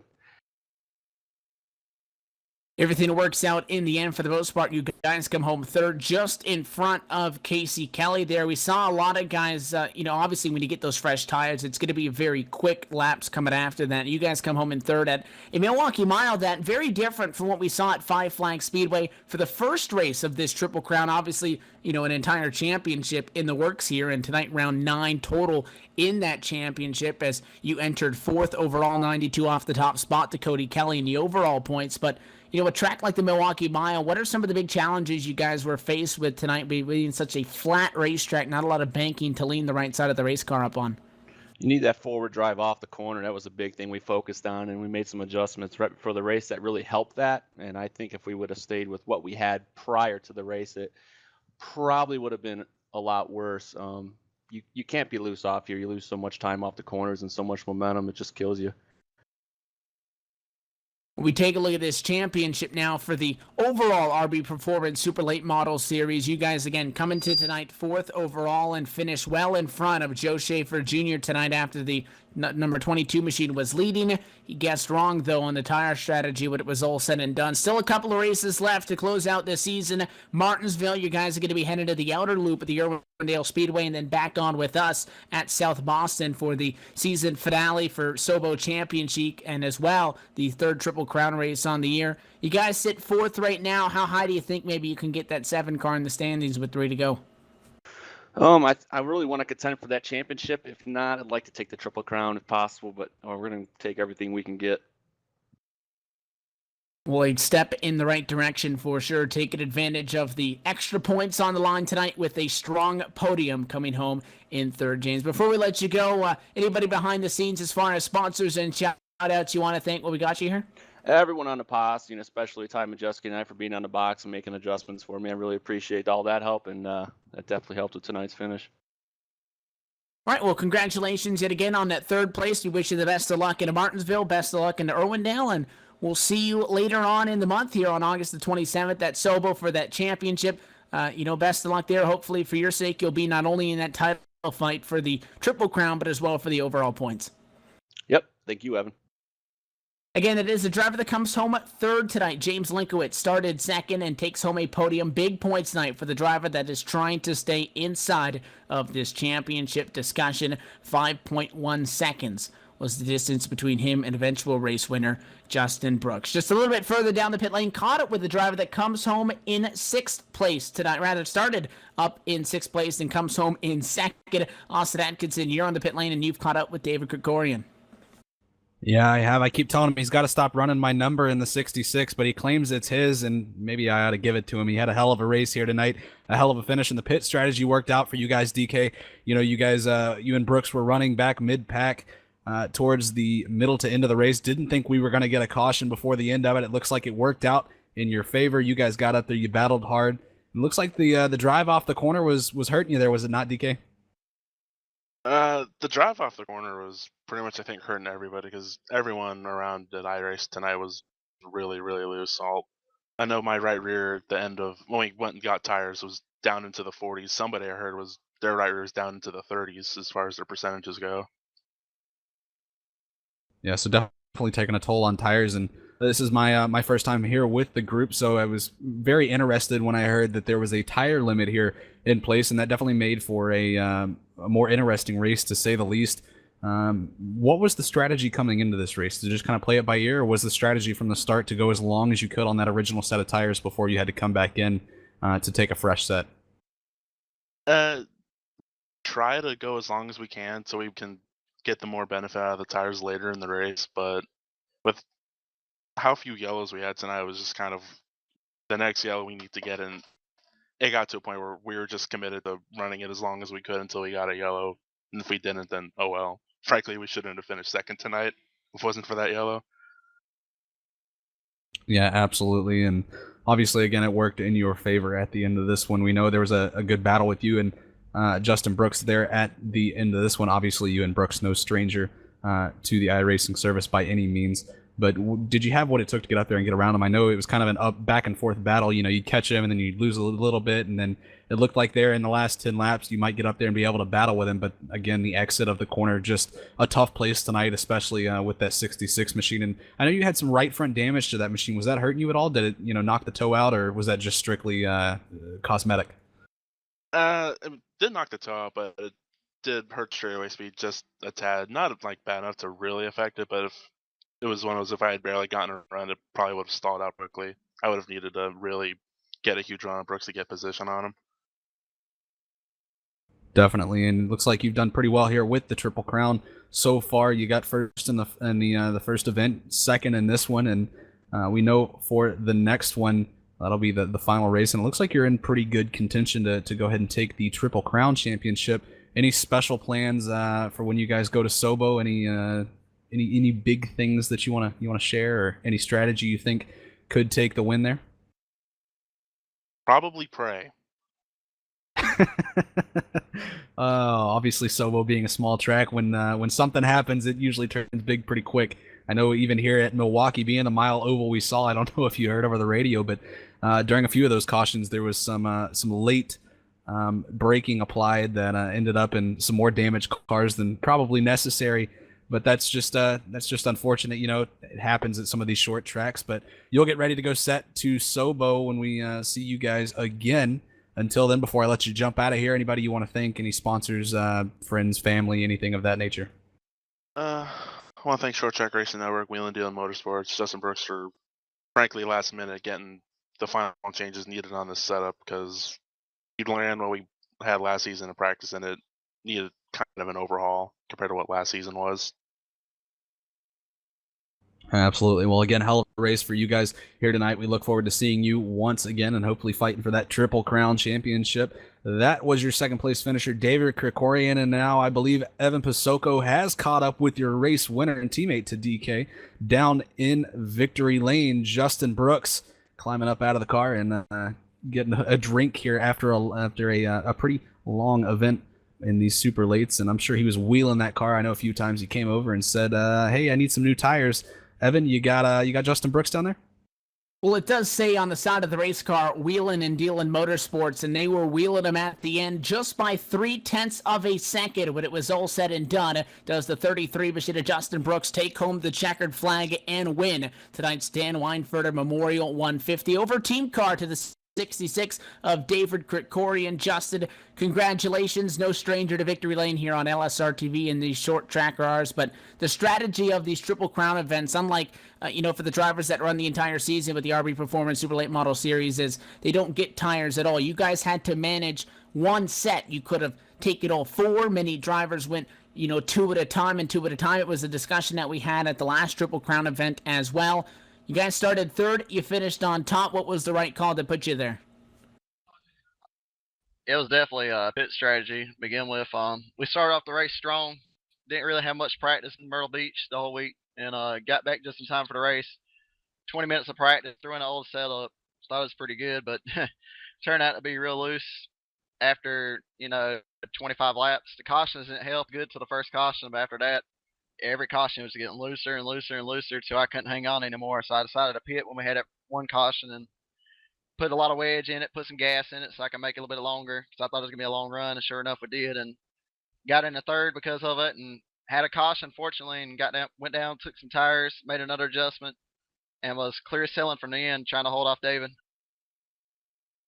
You talk about that trip down to the pit road. I think you said you wanted a debris caution, and then we got the trouble down the back straightaway. So things work out for you there. And, at the end there, Krikorian comes up. He took his 0-4 and last swing of the bat there on that last caution flag. Made pretty quick work of everybody around him. And then you guys sat almost deadlocked at about 2-3 car lengths between each other for the final 20 laps in that one. And, that's a situation where you almost didn't want to yellow because you didn't want to give him a shot to get back up next to you and throw a couple of other cars into the mix. But there'd be a couple of laps where you guys would sit even, then he'd gain a tenth or two, you'd gain a tenth or two. What was the biggest concern there for you guys in the final 10 laps of that one, of just trying to keep the eyes pointed forward and not into that rear view mirror, and just trying to stay in front of the 66? We know a lot of guys were really talking about drive off. Was that the major key there at the end? Yeah, for sure. I mean, that's the thing I was struggling with at the beginning of the race, and that and loose on entry. And like I said, I fixed that. But I mean, I put a lot of wedge in it, and it was still loose coming off the corner. No matter what you do, you're gonna battle forward by it. And the last 10 laps, I mean, I was saving till we got about 2 car lengths behind me, and I really started going. But when I did, I started getting loose myself and was getting, dog tracking out the corner every single lap. And I mean, I was just doing best I could to hold him off. I overdrove a few corners. He called up. He overdrove a few corners. I pulled away. It was like a chess match, I guess you could say. I don't know. It was fun. I was having to be on my tiptoes just to keep him ahead of me and keep him at bay's reach, and hope there wouldn't be a caution where he could get a chance at me on the restart or get wrecked by someone else behind me, jump on the restart or something. I don't know. Well, it wasn't quite a pole start tonight. You started from third, but it was the second trip to victory lane on the year. A winner at Stafford, and now a winner at the Milwaukee Mile. So that's 2 checkered flags on the year. There are 3 races to go, and as we race around a lot of these drivers who are in a big championship fight, what's going to be the game plan for the 33 car rolling forward? Are we going to expect to see you guys out there for that final Triple Crown event at Selbo? Oh yeah, for sure. That's really good track of mine in this car. We might make 2 more trips out. We've only run 3 races this season, so get checker flags is pretty good, in my opinion. I just wanted to take some time off and help Cody, Casey, David, Tim, all the guys out on the team, help them out with setups, crew chief, whatever I had to do. I just wanted to focus my time on them and run the tracks I want to run to have fun at, and that's what I'm doing. And so I'll definitely be at South Boston. I don't know if I'll be in the same place I am now, but I can guarantee you this, I'm going to make it interesting. Well, this one went all the way down to the white flag with all the excitement in this one. Before we let you go, celebrate with the team and head off into the end of this season as, again, a lot of your teammates in that championship discussion, not only overall points, but as well in this Triple Crown mini-series for these 3 Grand Slam events. Justin, as always, sponsors and shout-outs, all of those good people who powers that 33 Toyota. First off, all the guys are willing and dealing. The guys I mentioned, Cody, Casey, Kelly, David Krikorian, Tim Bills, Austin Yarborough, Ray Jarrell. All the rest of the guys make it happen. All the guys come on and hang out. All the sponsors, Short Trail Racing Network, Elliott Realty, Justin Brooks Designs. I mean, all the guys, they know who you are. Everybody helps make this happen. All the guys help work on the setups. I mean, and I want to give a special shout out, Kevin Ellis, Dylan Ellis, all the Ellis family that are watching, are going to be watching. And thank you guys for putting on this broadcast. Thank SARA for putting this on, Matt Rolfe. I mean, he's got the best league you can run in iRacing. So if you're looking at a competitive league, come over here and run. You honestly can't beat it. It's so much fun. You got the best drivers in iRacing running heads up each and every week, and it's the most fun I've ever had on this game ever. So I want to thank all them guys again. The RB Performance Super Late Model Series, definitely one of iRacing's premier short track racing leagues, and now that 33 is a 2-time winner on this season. Again, Justin, congratulations on the win tonight. Best of luck to you and to your teammates as well, as many of them fight for the points in these final 3 races. Hopefully we'll see you guys at Sobo for, as you say, an exciting one nonetheless. Thank you.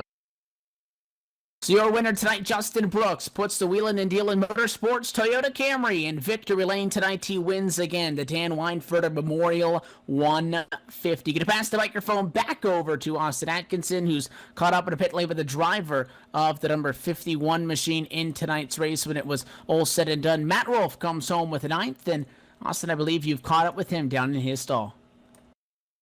Yeah, we caught up with Matt down here. Matt, hell of a race for you guys here tonight. You know, it was kind of an uphill battle throughout the race. You know, obviously with the tire limit here, there was obviously going to be some pit strategy to take place here. Obviously, Justin Brooks, David Krikorian got the better of it at the end of this one. You had to pit under green flag conditions. I honestly thought in the booth, hey, that might do it for Matt, but Matt was able to get back up there. And tell us, you know, what the thought process was coming into this race and how it may have changed throughout the race as far as the strategy to try to get up there and race for the lead. Well, we've run this race, this 150 lap race in this division every season so far, and so I knew coming in it was a long, grueling race. You know, got to be patient really early on. Just take your time. In previous seasons, we've been able to take tires, so we haven't really had much of an issue there. And this season, we've introduced a tire rule, and it's really cleaned up the racing. And we've had a lot of green flag runs this season. So early in the race, yeah, I kind of fell back a little bit, and I was really loose, so I decided to take. I came down pit road, made some adjustments to get the car better.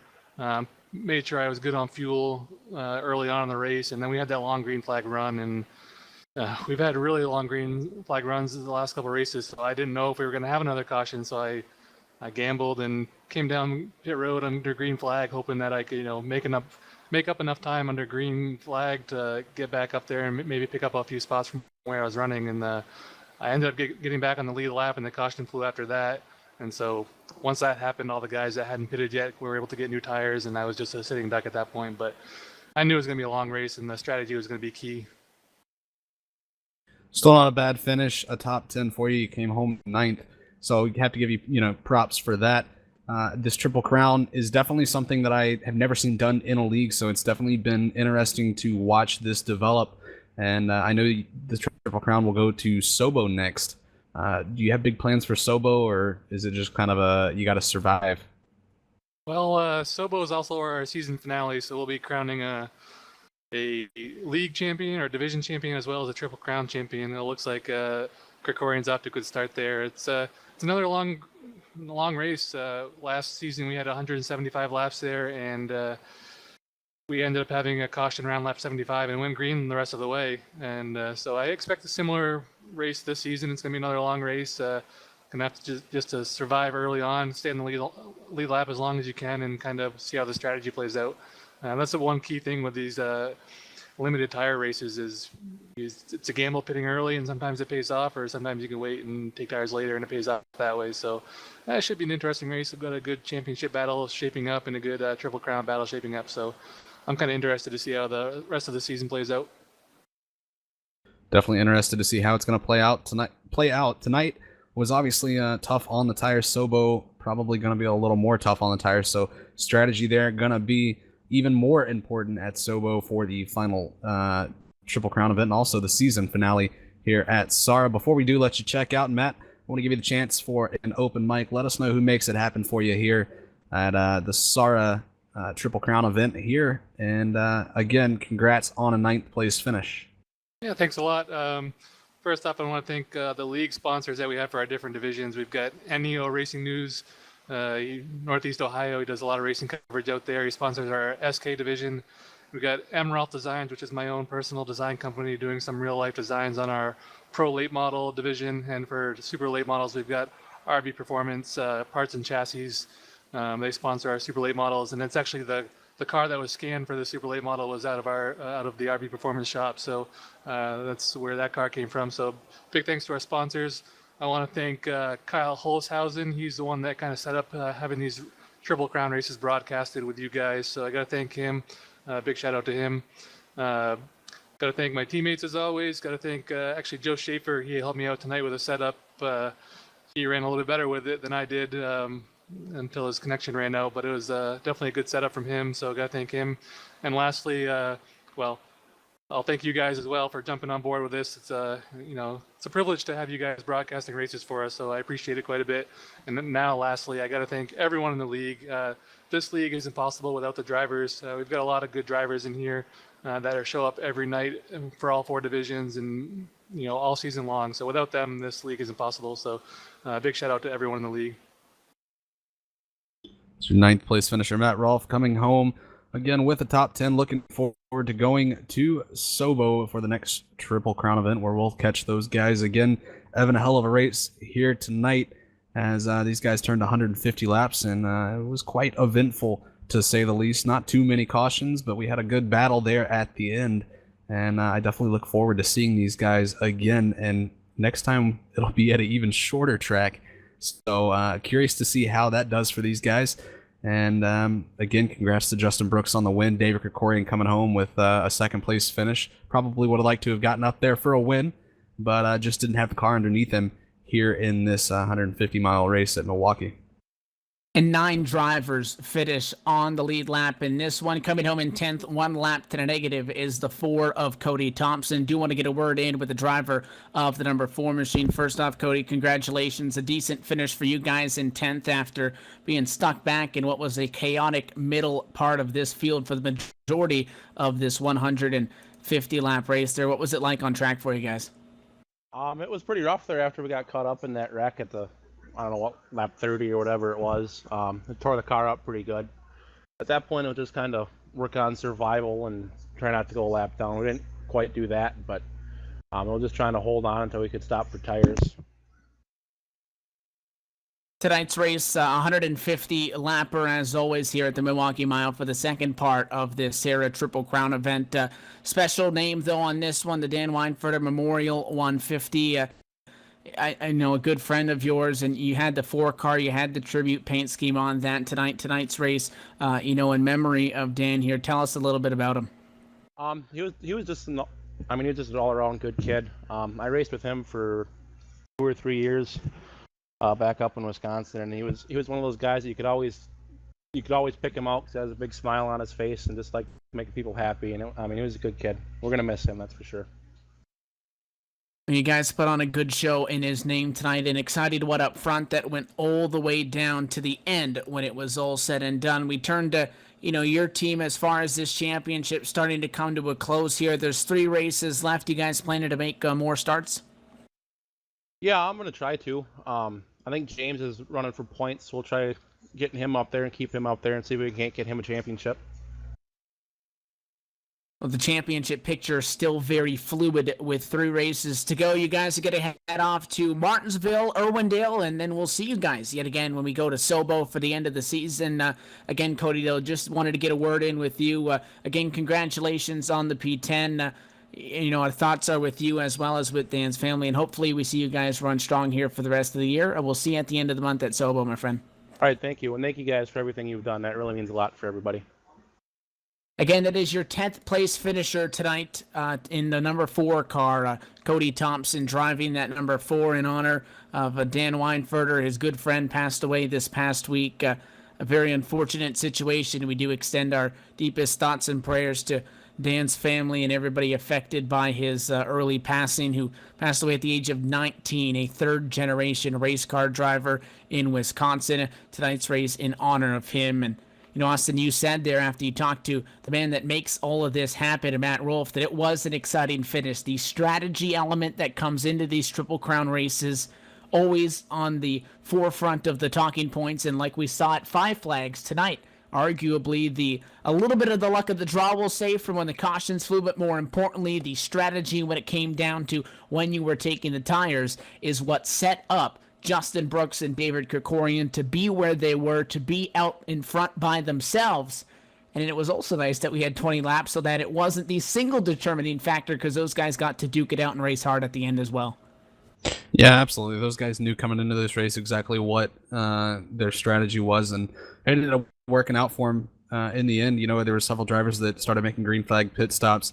I think under the assumption we weren't going to get another yellow flag, and Brooks and Krikorian stayed out in hopes that, hey, either we're going to run to the end and we're not going to finish up front, or we're going to get lucky, caution's going to come out, and we're going to be in the best position to win. And that's how it worked out for those guys, and how the remainder of the season works out for them. And once we go to Sobo for the final Triple Crown event, and also the season finale when these guys crown a few championships here with the SARA League, it'll be curious to see where DK comes out. He's in good position to take the Triple Crown Championship. We'll see if he's able to do so, but wheeling and dealing is definitely doing big things over here with this league, and we look forward to seeing them again at Sobo. A hell of a race here tonight again. I had a little bit of technical difficulty, came in a little late. Glad I got to be a part of this one. Again, it was just a blast. I love the super late models. I love short track racing, and though it's not as short as Sobo, I still call it short track racing by all means. So another great event here tonight, and for a good purpose, to say the least. Enjoyed calling it. It was an honor to be a part of it, for sure. I look forward again to seeing these guys at Sobo. Good to be back up here in the booth with you again, Evan, and take us home. Justin Brooks, again, when it was all said and done, tops his teammates and Although his teammates have strong runs, the bigger picture is not only does Brooks win tonight, but they make big strides in the championship. David Krikorian, second, is going to definitely help out his title hopes after he entered 20 points off the top spot tonight. There are still 3 races to go in the SARA Sim Auto Racing Association RB Performance Super Late Model Series. Be social with them and find out more information. You can go and check them out online at www.simautoracingassociation.com or on Facebook at facebook.com/simautoracingassociation. The championship rolls through Martinsville and Irwindale, and we'll be back right here on LSRTV for August the 27th from Sobo under the lights. 200 laps to not only dish out this Triple Crown Championship and crown another winner, but also hand out the overall RB Performance Super Late Model title. Until then, though, on behalf of everybody that makes things happen here, do want to give a big thank you to SARA for allowing us to be a part of this, and Matt Wolf for everything he does, and all of the drivers for putting on a hell of a show here tonight. On behalf of the LSRTV broadcast crew, alongside of myself, Evan Pasoko, for Austin Atkinson, and our executive producer, Laura Lawson, we bid congratulations to Justin Brooks, your winner in the Dan Weinfurter Memorial 150.